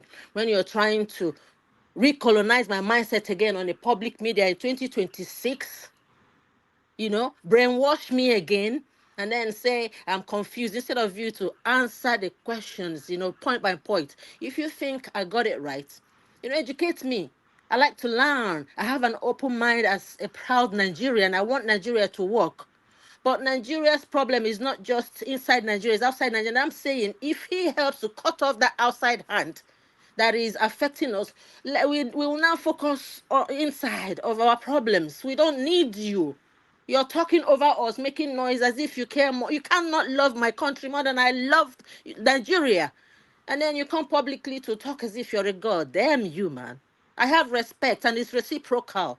You cannot kill me twice, man. You cannot keep recolonizing me every second and you're now pointing finger of who is recolonizing me, Russia. Then what? Just leave us alone. That's my point. I'm trying to say to him, you don't need to be bitter if someone is trying to tell you history, because we are the ones that we are feeling it. We're wearing the shoes and we know history. I'm saying, as an African child, as a bona fide Nigerian, enough is enough. Focus on your problem in your backyard and leave us alone. And then the story changed. Look at the UK Parliament. Look at how, what's his name? These people interview each other in the Parliament. You see the level of conversation is heated, but it's not rude. People speak straight. You don't need to sack, yes, no painting. Just go straight. That's the way it should be. Respectfully. All Thank right. you, sir. Hello, thank you so much. Again, let me remind people that the other stream is ready and we are going to move over there. Let me also say that I did not remove Pansat. So Pansat, if you're watching, I was actually looking forward to hearing your view during this segment. But if you can come to the next stream, that would be good. On this note, let me just thank people who supported us. I want to thank Team Ajek for your support. Real K, thank you so much. Israel, thank you. AI Village, thank you so much. Hold on, Oscar Blackstone, thank you. Igbo Basics, thank you. I know Igbo Basics, he's driving or he wanted to come in. Unfortunately, we don't let people drive in. Kulata, thank you. Brickhouse Capital, thank you so much. I wanted to check on you. I've seen you in a while, but I'm happy to see you. Pansat, thank you. Kulata, thank you. And Alexander Gomez, thank you. Nana, thank you so much. Finally, Kowodike, thank you. And Zoba, thank you so much.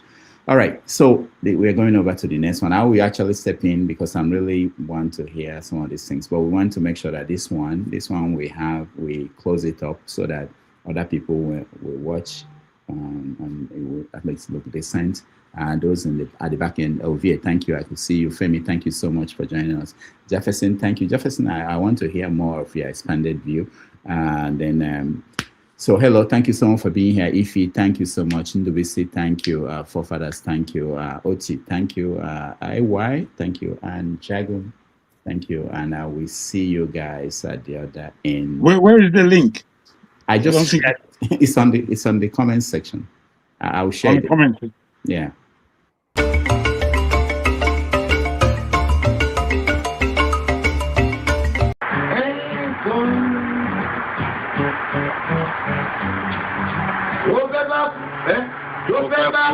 Tó fẹ́ kú torí ẹ̀ o.